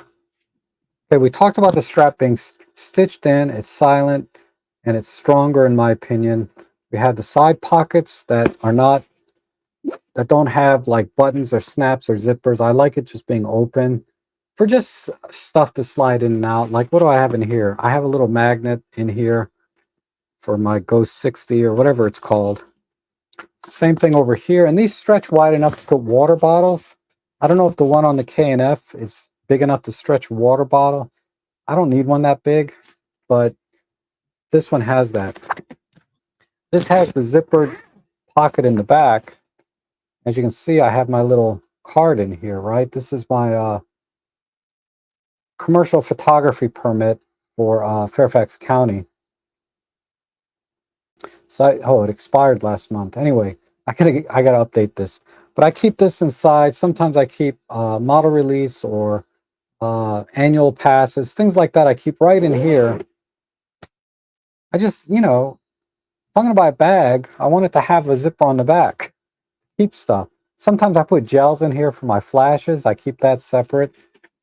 Okay, there's a zipper on top, so I don't have to open this bag flap. I can just reach in and grab a lens. Because a lot of times when I'm out in the field, the camera is around my neck with one lens, and then all I have in here is one lens. So I can keep it closed and locked with just the top open and just swap lenses. It's very easy to do when you only have one lens in here. If I have all my stuff in here, I'm going to open the whole flap. Okay, and then the buckles here on the front are, you know, these are excellent buckles. They just slide right on and off, right? Like that very easily. They're magnetic. And this is a really excellent buckle system. And the Velcro, if I pull it straight, you can hear that it makes a lot of noise, right? But if I pull down a little bit, there's virtually no sound and it opens right up. So that's a very unique design. See the difference? So if I pull straight up, a lot of noise. But if I push straight down, minimal noise and open. I love that. Okay. Also inside, we have the same sort of pocket here for laptop or tablet, whatever. And then the entire surface inside here is Velcro compatible. So I can take dividers from any of my other bags and put them in here. Because a lot of times I'm stacking things on top of each other, so I'll put an additional pad or something from another bag in here that I don't use anymore to give additional protection. The one thing I don't like about this bag is that this comes out. I guess if I wanted to use this bag for something else, oh, I was looking for that. This is another receipt for a, dang it, I didn't use the back pocket. See what happened? This is what I mean. That's why I like having a back pocket. I don't like just putting stuff inside here. This is another permit for something. Probably expired by now, since I haven't used it. You know, you buy all these permits and things and licenses, and then nobody ever asks you for it, right? It's like, spend all this money. It's not much, right? But it's like, okay, and then we have multiple front pockets here. I like the zippered front pocket here in the front. And then inside this, again, there's multiple pockets and zippers in here. Anyway, this is the Temba DNA 9. And it's a perfect fit for my OM1 with the 12-40 Pro and a couple other lenses, a V1 flash, whatever. It's perfect bag. And no pleather, right? No synthetic leather. This is all some sort of canvas and rubberized waterproof material. You know, and there's a lot of other qualities like this handle here. If you look at the handle, it's hard to see, but we have good cross stitching all the way around. Everything is cross stitched, right? It's not just like one outline stitch, it's all cross stitch. It's very well made. So there's that. So that's the bag I actually bought, and all the reasons I bought it. So when I'm looking at K&F website, and I don't want to take anything away from the quality of their bags because I don't know, but I can tell you that feature-wise, there was very little here that attracted me to their bag. So let's look at their Alpha bag. Okay, I like this, that it's stitched in, right? So stitched in, this is excellent. I liked it so far. This is looks like a canvas or rubberized material. I like this tripod strap on the bottom. That is very handy, something I don't have on my Tenba. And it's actually would be very useful. Good, front and back pockets. Okay, good organization. Oh, I love this folding thing. I like this bag actually. Maybe I'll ask him to send me one of these.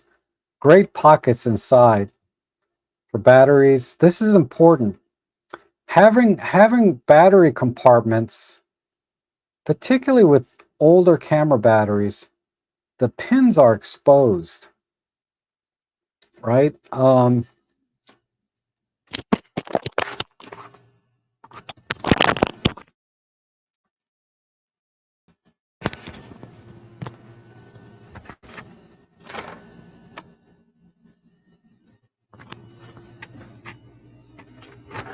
Not all batteries are like this. Some of these have the little grooves, but if like this is my OM1, see how the pins are all exposed?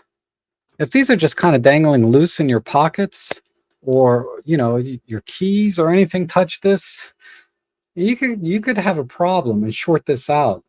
Same thing, this is like my EM5 battery. So having battery pockets is an excellent feature. Hopefully you guys can still hear me. And then a little pocket for filters. I like that. I like that. So that is excellent. This is a much better bag in my opinion. I like this a lot. I can't tell what the material is.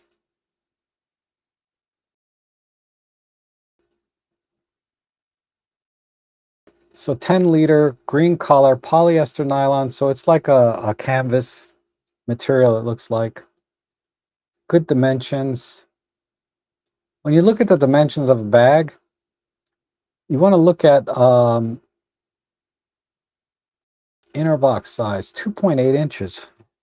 How is that possible? There is nothing on there that's 2.8 inches. This is off, whatever this dimension is. But it's 6 inches deep, so you can imagine a 5-inch camera will be perfectly fine. Because the height of most cameras, like this is about 3.5 inches or maybe 4 inches in height. So you want to make sure the bag is about 5 inches, but not more, because there's a lot of bags that are like 6 or 8 inches inside, and they have they just look bulky on the side, right? Particularly for like shoulder bags. So I like to have them as thin as possible. So this is a very good dimension for this bag. I like that. Good height, 13-inch, so that you can fit relatively tall lenses like a 75 to 300, no problem. And 600 grams, that's very lightweight.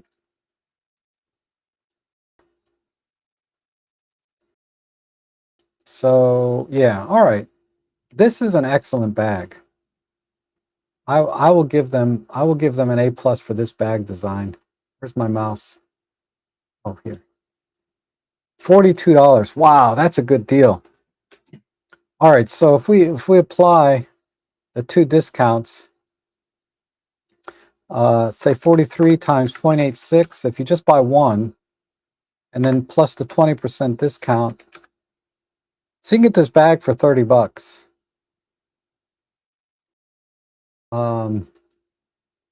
This is a good bag. I'm a little, hold on, let me look at the dimensions again. I miscalculated here. It's 13 inches wide, 8.8 inches tall. So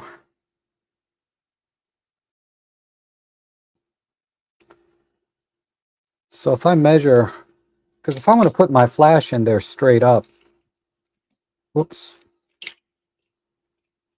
So you got to do this before you buy a bag. This flash is about, yeah, this flash is 8.5 inches. So this flash will fit in there straight up, it looks like, in the bag, because it's 8.8 inches tall inside. I didn't put my battery in. It's charging on the thing.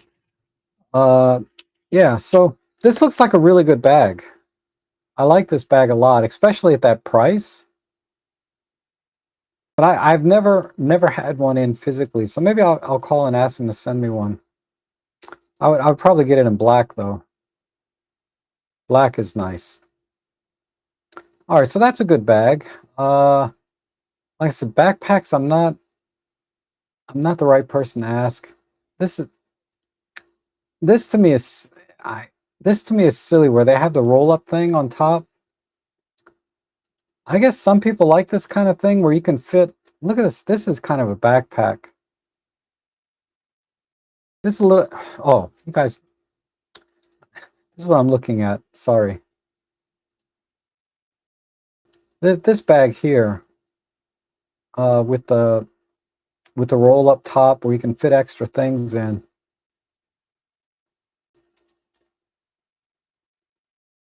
It's just not my style. I mean, it's an attractive bag. And it looks like the stitching and everything is really good. I like the buckle system. I'm just doing like virtual reviews, right? I don't know if you need a larger bag, this has some versatility to it, but I don't like, I've tried like bags that are combination backpack and messenger and carry, and it's never comfortable in any form. It's like trying to be jack of all trades, and it's not comfortable as a backpack. It's awkward to carry sometimes, and even awkward to use as a messenger bag. So I don't like these multi-purpose type bags. I want a dedicated messenger bag or a dedicated backpack, a dedicated sling. Then they're designed to be perfectly comfortable when you're using it in that particular form. These all-in-ones have always been uncomfortable to me in any of its forms, in my opinion. Okay. And then finally, the one other bag that's significantly different is this one. And right off the bat, it has a lot of things that I don't like, right? We have this buckle, not the buckle, whatever, this clasp link system, which I talked about, I don't like.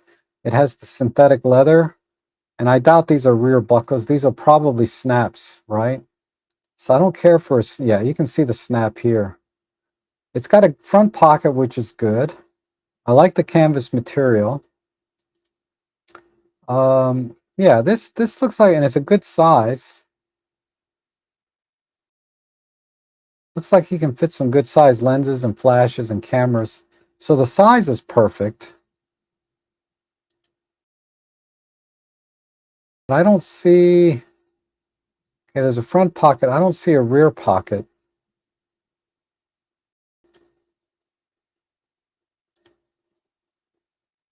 And the side pockets are not expandable, right? So it's going to be a tight fit if you put anything in there. So this, yeah, These side pockets don't look too, because they're not advertising. The side pockets are, there's probably a pocket here, but it's not, obviously it's not very expandable. So again, this would not be a bag that I would buy for myself for all the reasons I stated there. I mean, the price is pretty good, but right? I mean, the price is not bad. If you can live with those, you know, if those things don't bother you like they bother me, I would, you know, you're not going to spend much, because after all the discounts, it's going to be like a $30 bag at most. All right, let me go back up to the chat, and then I'm going to move on to one last item, because I've been on for a couple hours, it looks like. Godly. How do these streams go for 2 hours? I can't help it. So that's where we were talking about the filters, and I did that.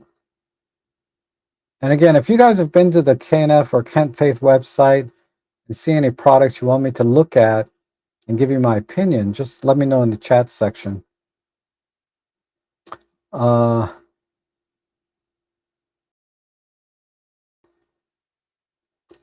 Says, I don't have V1 instead of this accessories. Dome is most used one. Or I do have the V1 instead of this accessories. Yeah, the dome I use the most. Okay, me too. I do not use any other accessory much, just time to time. Yeah, that's true for me too. I mean, the bounce card might be useful sometimes. But I've never used it, to be honest, other than making a video.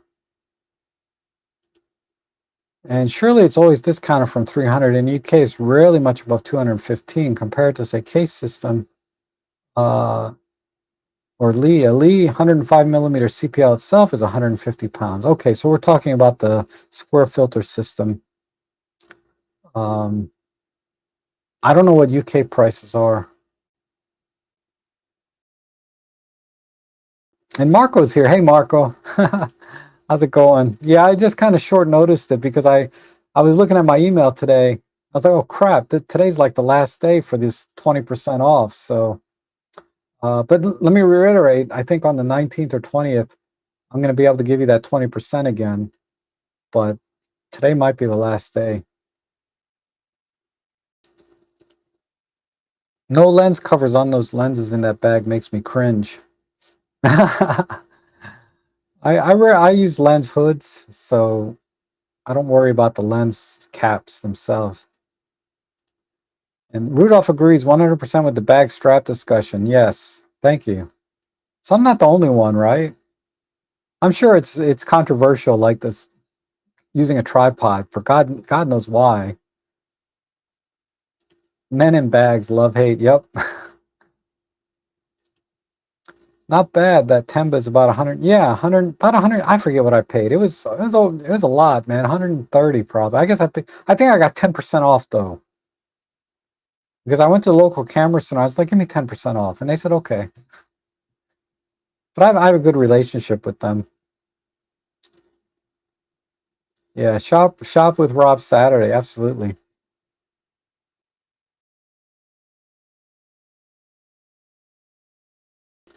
$128 gig and not super fast will do. I'm not sure what we're referring to. I mean, oh, SD card. Oh, okay, here's the question. What SD cards do you recommend in general? Okay, this is going to be very camera specific or spec specific. If your camera can support UHS-2, all right, SD cards, and you're using Olympus or OM systems, I don't know about the Mark II, but I'm going to talk about the OM1 Mark I, the EM1 Mark III, EM5 Mark III, EM1 Mark II, all of these UHS-2 compatible cameras. And I'll give you the exceptions. V60, V as in Victor 60 cards are the best for those cameras, particularly the EM1, OM1. They do have a higher spec SD card, like the V90, right? Totally unnecessary. I have done tests on this myself, where I compared the V60 and the V90 in my Olympus OM1. I've not seen any difference. Now, I may do a video demonstrating this, and then I'll contradict myself, of course. It happens, right? Every time I say something, and then when I try to duplicate it, it's like, oh, wait, there is a difference. But I'm telling you right now, I bought V60, I bought V90 cards originally for my OM1 and my EM1 Mark III before I sold it. And I was happy, but I paid like $300 for a 256 gig card, you know, some outrageous amount. You can get V60 cards for usually less than half the price of a V90, and you will not see any difference in performance. And I mean specifically, like when you press and hold the shutter button, you're doing pro capture, and it has to clear the 90 images buffer. They both clear in about 15 or 16 seconds, maybe 18 seconds, depending on the files. But yeah, I didn't see any difference in buffer performance between a V60 and a V90. The video performance, absolutely no difference, because a regular class 10 SD card can handle the video specs that the OM1 can create, 4K 60, no problem. 8-bit, 10-bit, more than enough bandwidth on a regular SD card. So a V60 card is more than good enough for 4K video. If your camera doesn't need UHS-2 and only uses UHS-1, then I found, stick with the brands, SanDisk. Samsung I had very good luck with, and ProGrade. Is it in here now? Yeah. No. PNY has been very good. This is a V60 card I bought pretty cheap. And Amazon Prime Day is coming, so these kind of things will be on sale. But this is a V60. I'm using the EM10 Mark II here for my streams. This has 180 megabits write speed, 290 megabits read. These are fine. But I've had very good luck with Samsung and SanDisk. PNY and some other brands I've used occasionally. Angel Fire. Okay, so that's SD cards. But if you stick to those two, you're going to be fine. Samsung, I don't believe have V60, V90 cards. So if you're going to do V60, V90 cards, the one that I bought was PNY. That's been very good to me. And the other one, I bought different brands because I eventually wanted to compare these. This brand is very, very good and a good deal. OWC. This is also a V60 card. This has 256, whatever, V60. Okay. I bought two different brands because you know how sales go on Amazon. You know, I just keep checking until I get the very best deal for this kind of stuff. And PNY has been around a long time. OWC, what I like about OWC and another brand is they list very specifically the cameras that they're compatible with, if I recall correctly. But I know this is very, very good, the OWC. The PNY is sort of a legacy product in that they've been around a long time. They've always made excellent memory for like computers, computer chips, and stuff like that. I don't know where they are now in terms of the market and market share, how good they are. But I know in the past, this was a very, very well-respected brand. So I bought this because I'm familiar with it. I don't know where they stand today, though. This one I know today stands very, very good. Aside from Samsung, and like I said, Samsung, I don't think they have the V60, V90 cards yet. If they do, I'm sure they're fine. And specifically, okay, you have to be very, very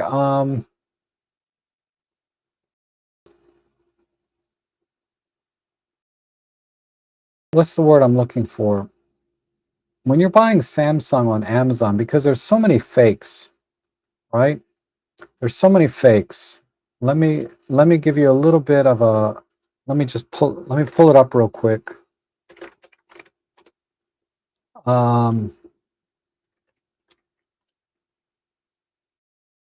Samsung SD card.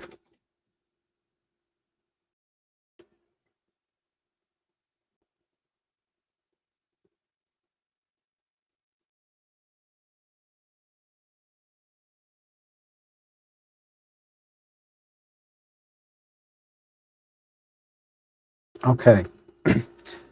So you see this, there's Samsung Evo Plus, Samsung Evo Select, and then when you look at the specs, they're identical.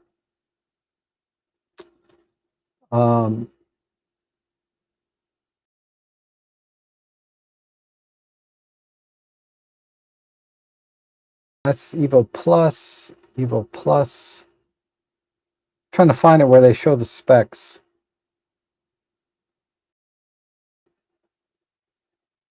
Well, anyway, these green ones, the green ones were made specifically for Amazon to sell.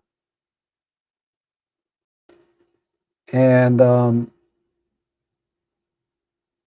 trying to remember. Let me do some Evo. So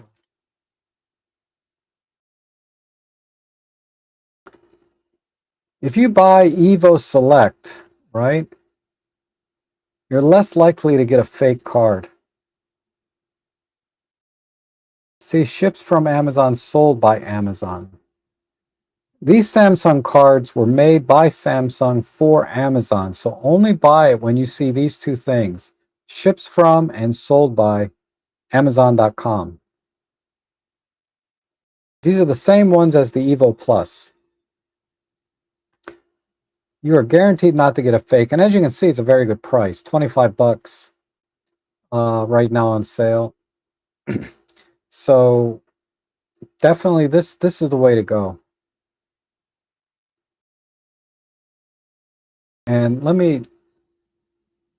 but these are not the V60 cards, right? But if you're, okay, UHS-2 compatible cameras that, like the K&F, EM5 Mark II, well, let me just say for the K&F, don't waste your money. I've put UHS-2 cards in my K&F, even though it's compatible, supposedly, it makes no difference at all. I did notice a difference in the EM10 Mark II, EM5 Mark II, but my K&F, even though it says UHS-2 compatible, it's a waste of money. If that's your camera, don't just buy something like the Samsung Select, and you will get the same performance. But I cannot leave this page without putting a link. This is my affiliate link for Amazon. So if there's anything you want to buy on Amazon today, click on that link. It'll take you to the SD card. But then anything else you buy that day, I'll get credit for. Right? So help a brother out, so to speak. Okay, and let me see what else is here in the chat. So anyway, that's my advice on SD cards, and buy as big a card as you can. I don't think a 512 is quite necessary unless you do a lot of video, but 256 is preferable. 128 is a minimum, because if you're going to start doing birding photography and shooting off 50 frames per second, a 256 V60 card, and they're not super expensive. They're certainly more expensive than a regular, like the Samsung Selects, but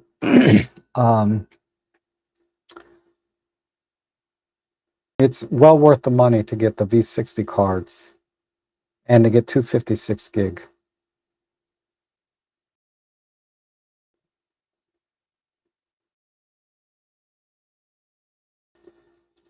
And then Andrew says the issue with SD card V60 V90 is that because the cards are universally compatible with any cameras, if you buy V60 for the Ollie, you'll find you need a V90 on something else.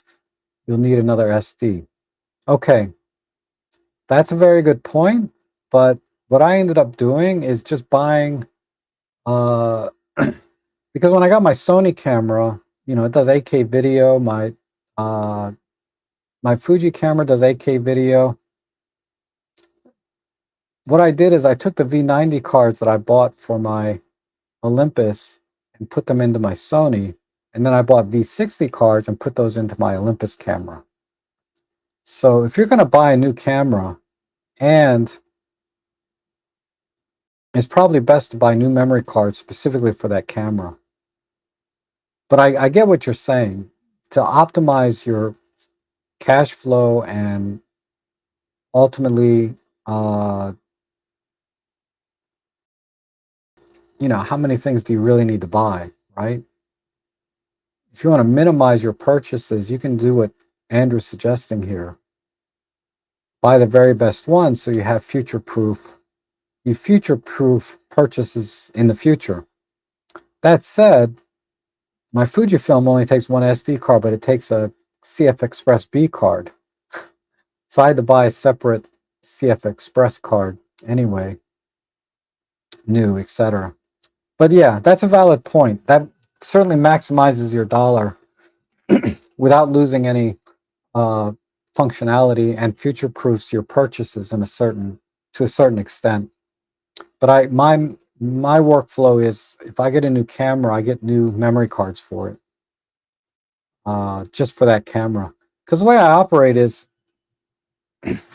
I have, you know, these three cameras that I just talked about all have dual memory card slots. And if I wasn't doing this stream, here they are. I took the memory cards out for this stream. But this is what I do, is I always have two memory cards in here. And when I write to both cards, you know, duplicate writing. And then when I get home, I take one out, offload all the cards, erase this card, then put it back in. I never erase this card until it starts to get near full. The second card. The main card I erase every time I offload onto my computer. And then once I've backed up what's on my computer to a second hard drive or whatever my workflow is there, then I'm more comfortable deleting here. But if something happens to my hard drive or somehow I delete the files that I got off this card, I always still have them here. This is very important for my workflow for my paid work, because I don't want to ever come home, my computer is crashed. It's happened. My computer is crashed and all the files are gone. I'll still have them on here. So I probably have 2 or 3 weeks worth of images on here. And that's why I like this one. That's why I like to get 256 gig. It's because I can fill this card up for about 5 or 6 photo shoots. And by then, everything's been backed up on my computer, and, you know, the client's gotten their images, I've gotten paid, etc. At that point, it doesn't matter if I reformat this card. But this card, I erase all the time. So this acts like internal memory on my camera at all times. That's my workflow for that. And that's why I always buy new cards whenever I buy a new camera. Is, for me, it keeps that workflow. Samsung all the way had more than one SanDisk failure. I've been very lucky with SanDisk. The other reason I mentioned SanDisk is because specific models of SanDisk are the only ones approved by OM Systems. So if you have an issue, like I had an issue with my OM1, I haven't seen if it's been fixed yet. But it was dropping 1 or 2 frames of video at the very end. And they said it's because I wasn't using a SanDisk approved card. So I looked up the model number that's approved on their website. I redid my test. It was still doing it. It never got resolved with, I never got it resolved with OM Systems. And I didn't follow up with it because it's not a big deal to me, because I cut, edit, overlap, transition, you know, video. If I'm missing a couple of frames at the end, it's not a big deal to me. But there are some people where that is critical. You cannot drop 1 or 2 frames at the end, you know, of a video. For whatever reason, I still don't quite understand the workflow that requires that you have every single frame. But one thing I've learned when I was married, okay, is what seemed very small and insignificant to me may not be very small and insignificant to your significant other. Trust me on that one. You definitely, don't want to minimize someone else's issues. So when you guys have an issue with your camera and you ask me a question, I never minimize that question or think it's stupid, because I know to you it's not a stupid or insignificant question. It's a big deal. So I don't say, what do you need that for? Like that, when that guy asked me about, I'm dropping 1 or 2 frames at the end of a video, even though in my wildest imagination, I can't imagine why you would care if 1 or 2 frames are missing. I didn't come back to him and say, what do you need that for? Right? I said, let me see if I can find out what the problem is. And I researched it and, found out what he was saying was valid. It definitely is happening. Doesn't matter to me at all, but to him it was very important, to the point that he got rid of his OM1 and bought a Panasonic because he could not live with that issue. So anyway, Marco is very competent when it comes to electronics, computers, memory, everything, cameras. They have I have zero trouble. So my favorite all-around V90 cars that I have zero trouble with are the Kingston Canvas React. Yes, I have one of those. I have a 128 gig Kingston that I transitioned over to my Sony camera. But you're absolutely right. Kingston is another brand similar to PNY, and Marco would know this. They were very big in the computer memory industry. Huge. They probably still are. I don't know. But when I was into computers and hardware and things back in the early 2000s, late 90s, Kingston was the best. That and Micron. Micron was very popular. Marco probably remembers Micron memory chips, right? Micron was huge, but Kingston was very huge and a very good value. Like, they were still a little bit of a premium price, but they were very, very premium memory. Like you would, if you had Kingston memory in your computer, you didn't worry. Okay. Always buy from a reputable source. There are lots of fake cards on eBay and Amazon, especially not fulfilled by them. Yes. So that's why I said you look for the Evo Select. Like that, it looks like they changed the color to blue, because probably people started making green ones that are fake. But make sure you get the Evo Select shipped and sold by Amazon, because they were specifically made for Amazon. Nobody else. You're not going to find Evo Select on any other website, on eBay, whatever. If you see them on eBay, they're definitely fake. Okay. But if you get them, if you get the blue Select Evo cards, like I was showing you here, and it says the shipped and sold by Amazon right here, it's probably 99% chance that that's legit. Okay.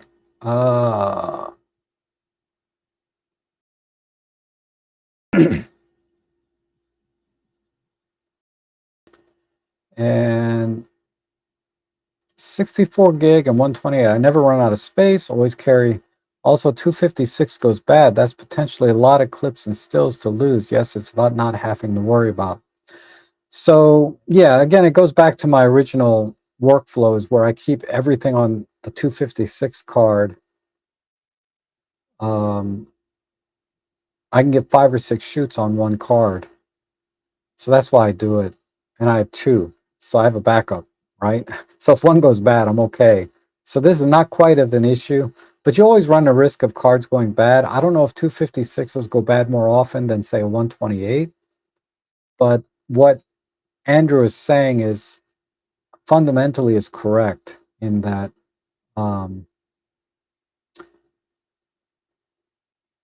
smaller cards generally are more reliable. But I don't know if that's still the case. But I think it's a good practice, right? Use a smaller card as you need. For me, that's 256 because of the way my workflow is. So I can't really use less than 256 because of the way I do my workflow. Large cards only support you in creating a lot of wasted pics. Yeah, I had a 16 and 32 gig for ages. Just this year, I bought a 128 instead because they're cheap now. I barely use more than 8 gig. Yeah, I mean, typically, yeah, when I get home from a shoot, um, like a photo job, it might be about 20 gig, not gig, but 20 mega. Like I'm using like 30% of the card at most. Usually 10 or 20% of a 256 card. But that's what I mean. That I get 5 or 6 shoots on one card before I reformat it. So my workflow is different than probably many of you.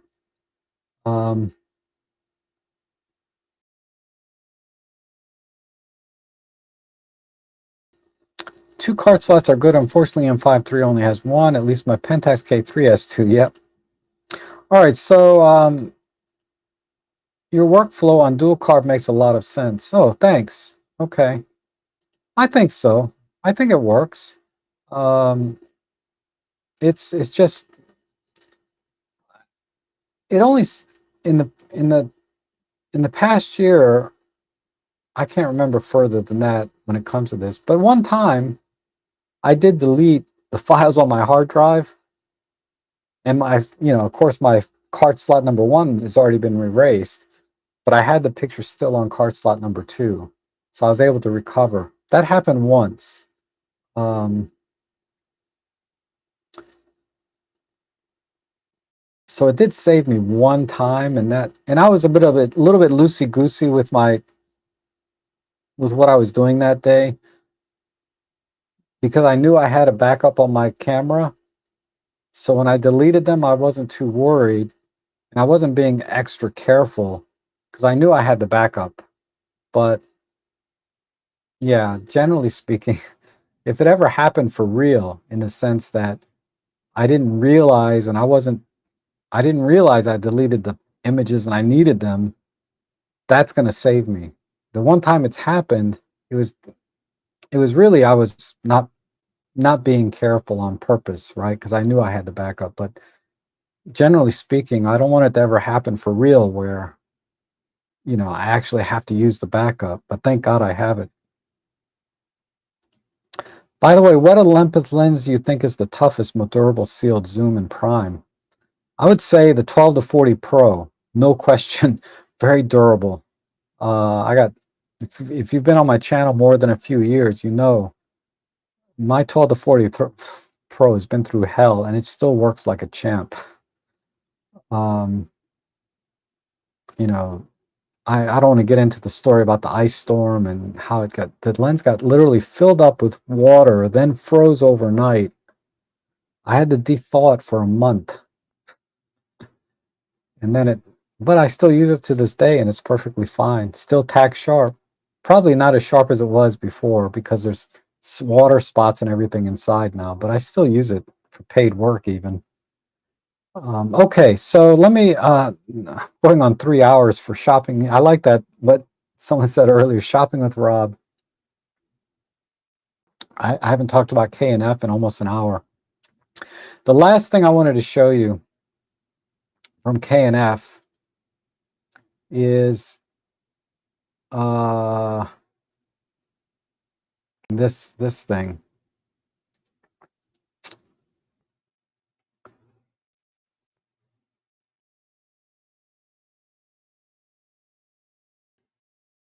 Okay. The 3-way geared tripod head. Now this, currently I use the Benro. Okay, so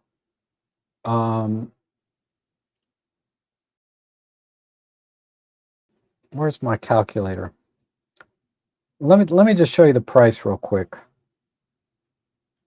So we're at 186 times 0.86 or 84 times 0.8. Right? Is that right? Did I do that right? 16% off plus 20% off. 125 bucks. You should be able to get this for today. I highly recommend, if you do architectural or landscape Because a lot of landscape photographers, they use a gearhead in one form or another. Panoramas, things like that. The gearhead makes things so much easier. So much easier than using a ball head. It gives you a kind of precision that you just cannot get with a ball head or any other type of head. Do they talk about anything here? Let me see what they're talking about.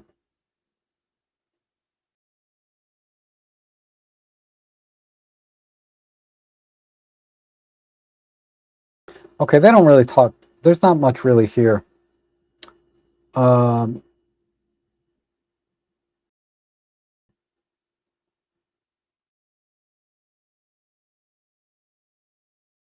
This is about the best picture.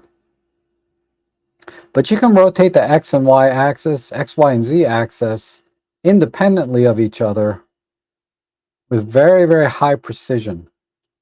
So when you want to get your level, when you want to get your horizons level, you want to get your vertical planes, horizontal, all different axes of direction perfect.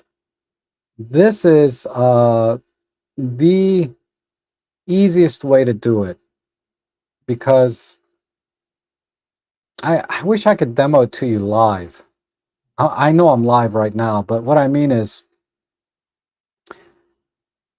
when you're trying to level your camera with a ball head, you're doing it manually like this, and the ball heads are nicely dampened these days that you can probably get it about right, but then when you go to tighten it, sometimes the camera shifts a little bit, right?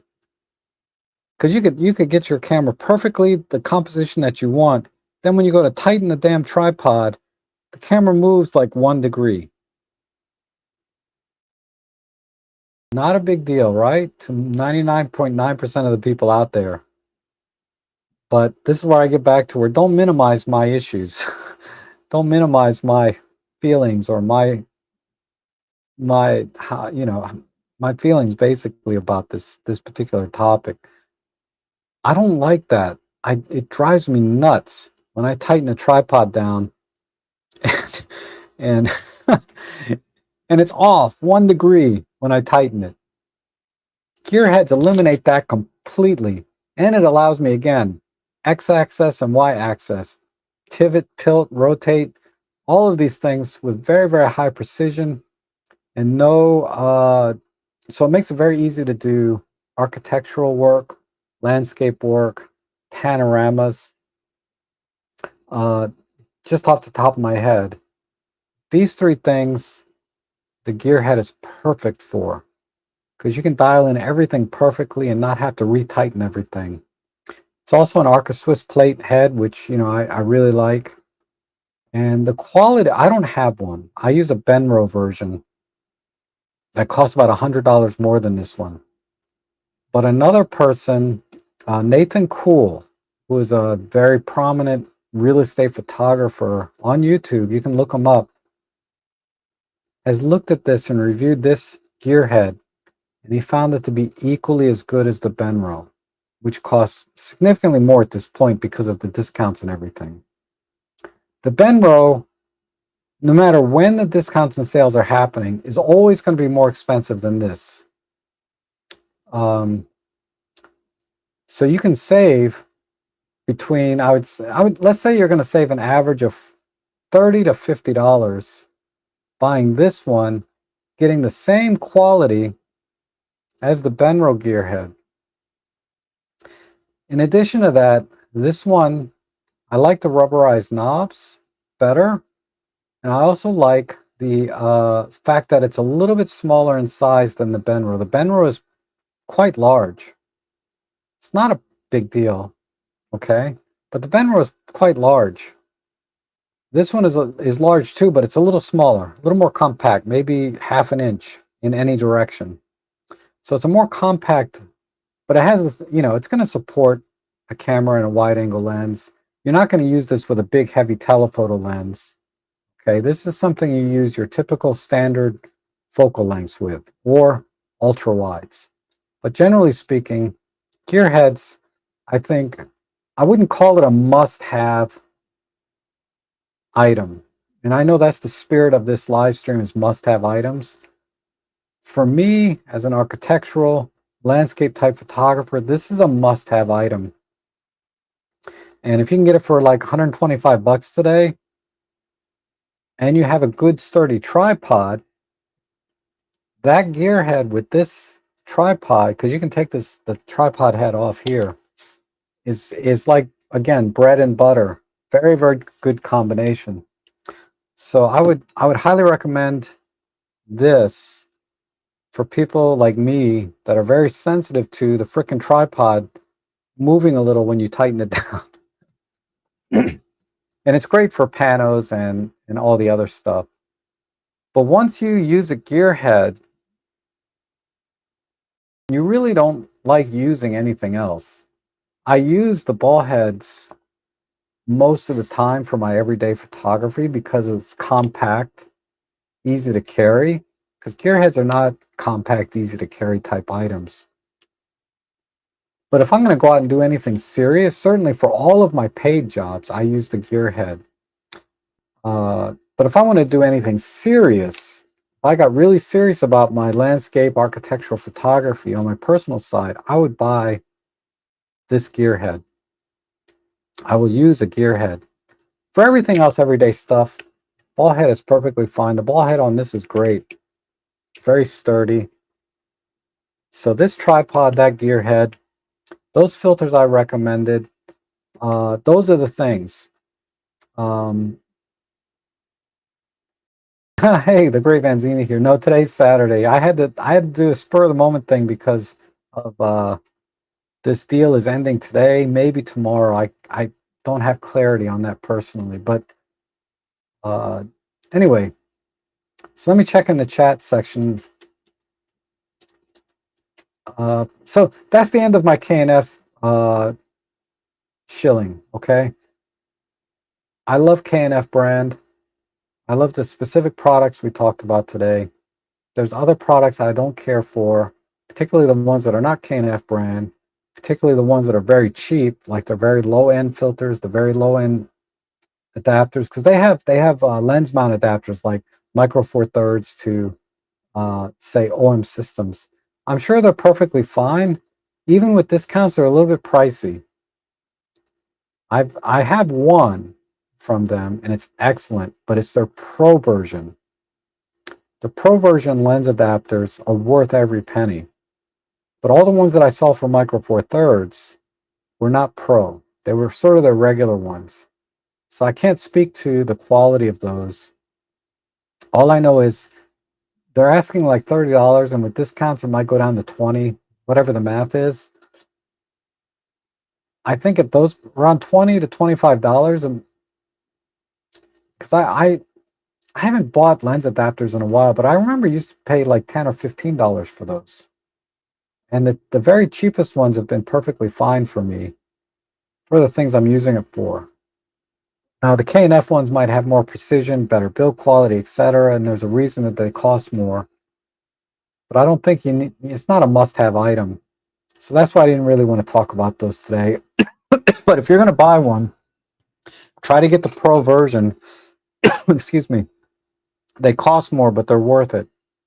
The build quality, the precision, when I mount that adapter onto my camera, it just snaps in perfectly. It's very smooth. It glides smooth. Excuse, hold on. It's a reason it costs significantly more than, say, the more generic ones. So they had a Pro version for my Sony camera, but I didn't see any Pro versions for the Micro Four Thirds adapters. So I won't talk about those. But if there's anything else that you saw on their website that you have a question about and you'd like my opinion, I'll be happy to share it. Just leave it in the chat section. Are Giotto's tripods being so? I don't know. I've never heard of Giotto unless you're talking about Gitzo. Let me just do a quick search. MTL 9371.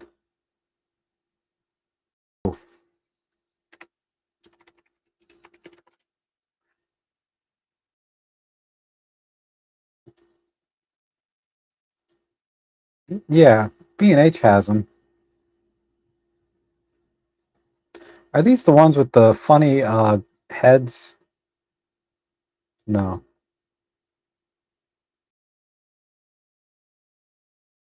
Hey, not head, but I mean the base, the mounting and the extension. This is one of those ones.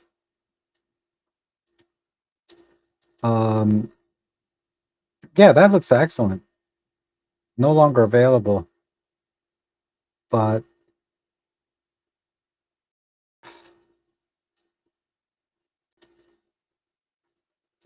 Giottos. I've never heard of them. Rocket blowers. These monopods are great. I haven't used any of the K&F monopods. They look fine. Aluminum tripods. So they're a little bit premium when it comes to pricing.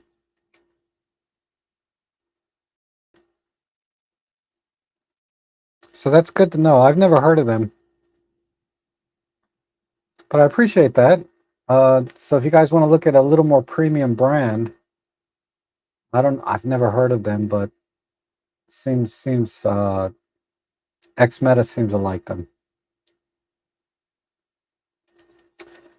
Pro adapters from K&F has good matting inside to eliminate reflections. Yeah, that in addition to the build quality, the precision, and like I said, when I'm mounting things on and off of that, because like I mounted the same lens on a generic lens adapter, and then I mounted it onto the K&F Pro adapter. That lens just glides on and off very smoothly, very securely onto the Pro adapter. On the generic adapter, it was tight and it was a little gritty when I turned it and put it on. So definitely a difference that you can physically feel.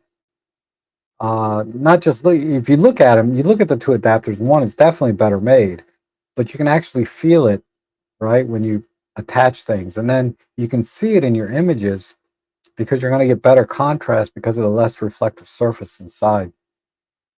So thanks for the reminder on that.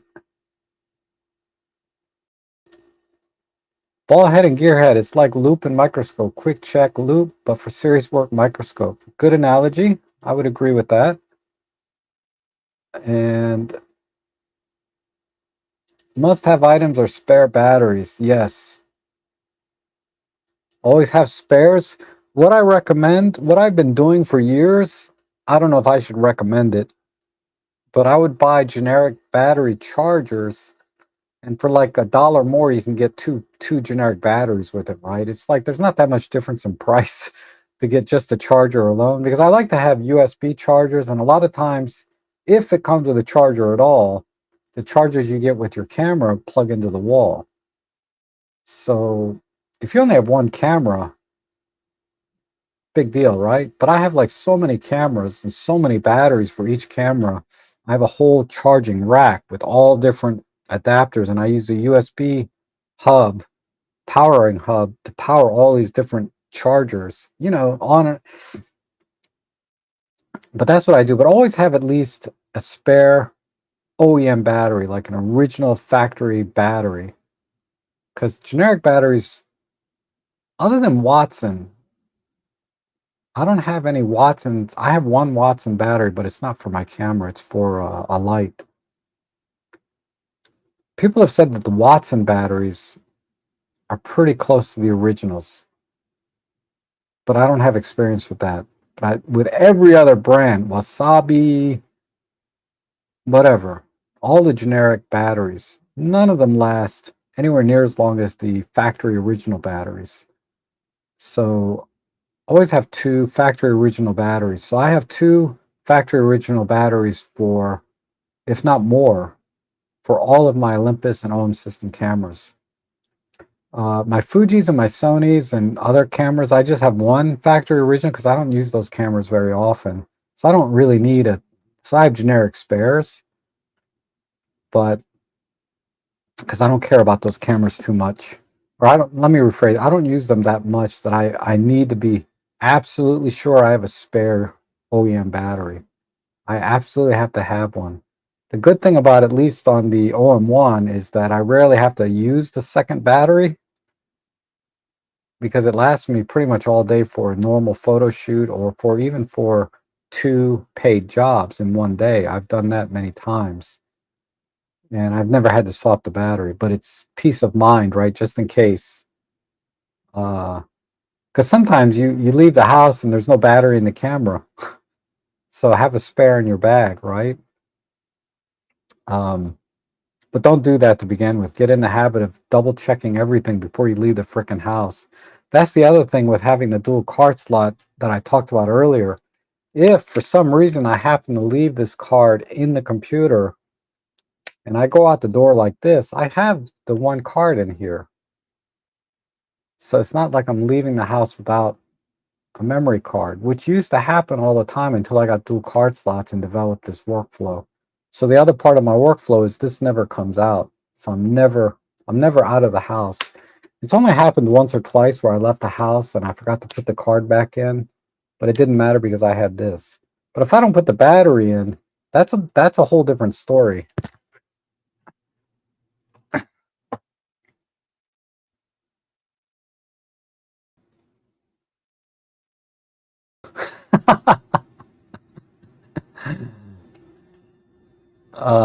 Sometimes I leave the house and the camera's still on the table. I think the worst that's happened to me is I have left the house without light stands or tripods. Sometimes I'll leave critical accessories at home for a paid job, and I can get by without them, fortunately. It's just like I left the gearhead at home, but I had my ball head tripod in the trunk. So I was able to get by with that, but it's not, yeah, it sucks. Sucks when you, yeah, but I've never left the whole camera at home. I like how the Ali XC2 and EM53 can charge batteries with the USB-C cable or USB cable. Great for traveling with the EPL6 or Stylus 1S. Unfortunately, this is not yeah. Yeah, it's funny. The XC2 has in-camera charging. The TG5 has in-camera charging. But like the Stylus 1S, which I think is newer than the XC2, does not. I don't. The only thing I can think of is, well, no, the XC2 uses the same battery, I think. Let me double check.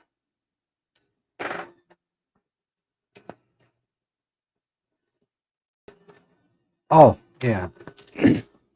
See, the XC2 uses the same battery as the TG5.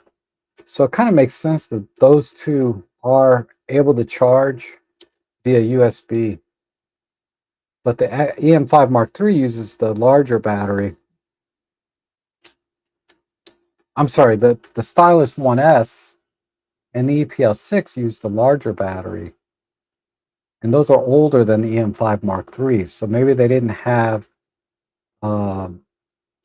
the right parts, or they didn't design yet to make that much power transfer over the circuit board, but eventually they did.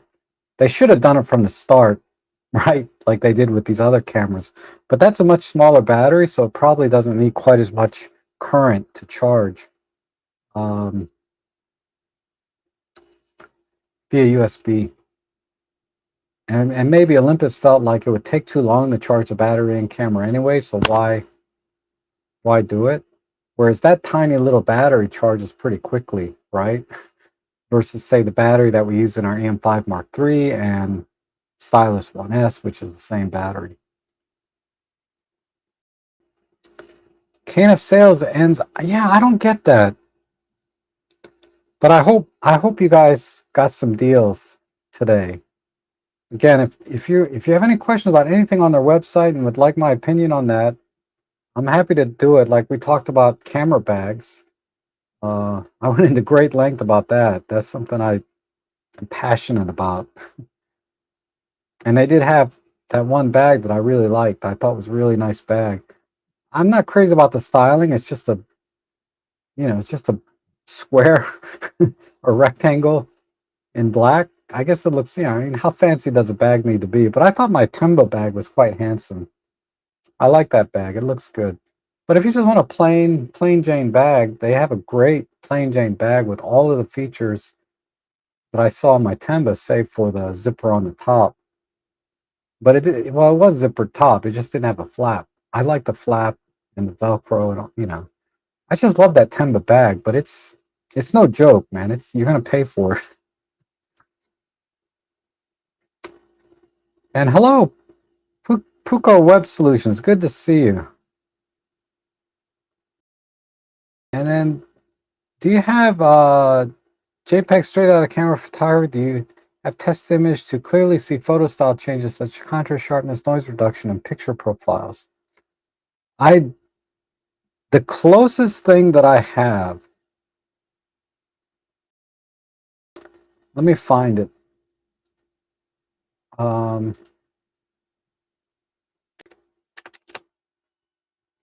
What's it called? Rob Trek. How do you forget your own freaking name? And it's just every.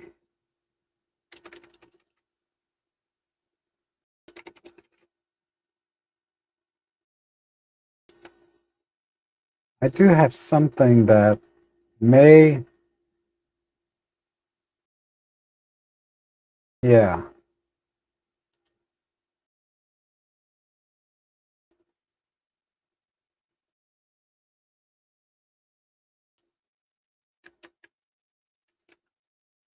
Okay, this video here,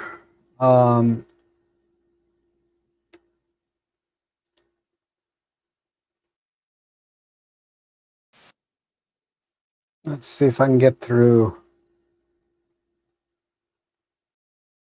this video here, episode 66. Oh no, this is not it.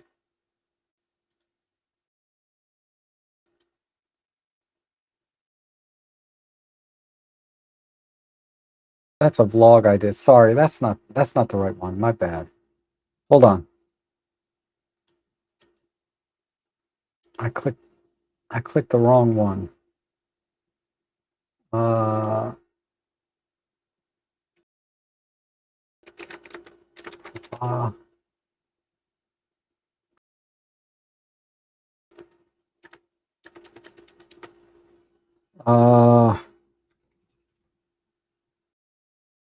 Let me try one more time. This is it. It's episode 65.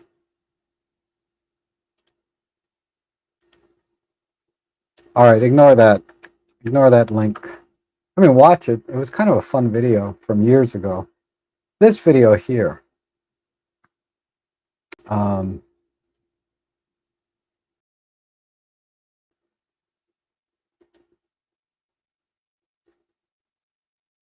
All the picture modes and art filters on Olympus cameras. And then some. So I did most of this using the video mode, but it would be the same thing as straight out of camera JPEG. So this is eye enhance. And then portrait mode, underwater, art filters. This is basically everything. So you can watch that one.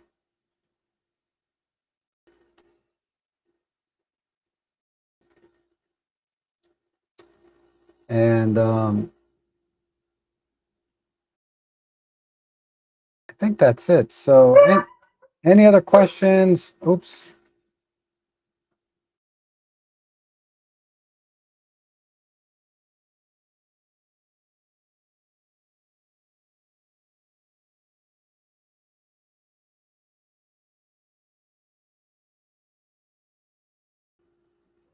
I think I have a delivery coming. Ellie's going nuts. I'm just checking my camera. Any other question? Anything you guys want to talk about, or should I just wrap it up? Looks like there's still 33 of you here, and it's been 3 hours. Wow. I'm going to be back on tomorrow. for the normal Sunday live stream. Hopefully the sale's still going on and I can promote it again tomorrow. But again, if there's anything on their website you want me to talk about, yeah, I'm going to do another one tomorrow. I wanted to talk about some photography stuff specifically. Sorry, I'm looking at my camera, make sure there's no porch pirates. It's just freaking nuts, man. I hate stealing. Stealing is only second to murder, okay, in my opinion. When you steal, oh my God. Anyway, okay, Alexa, stop. Well, let's not go into a rant about anything other than photography. If I'm going to rant, I should rant about photography. Yeah, Mark, I'll be back on tomorrow. Another, how much Trek can one stand?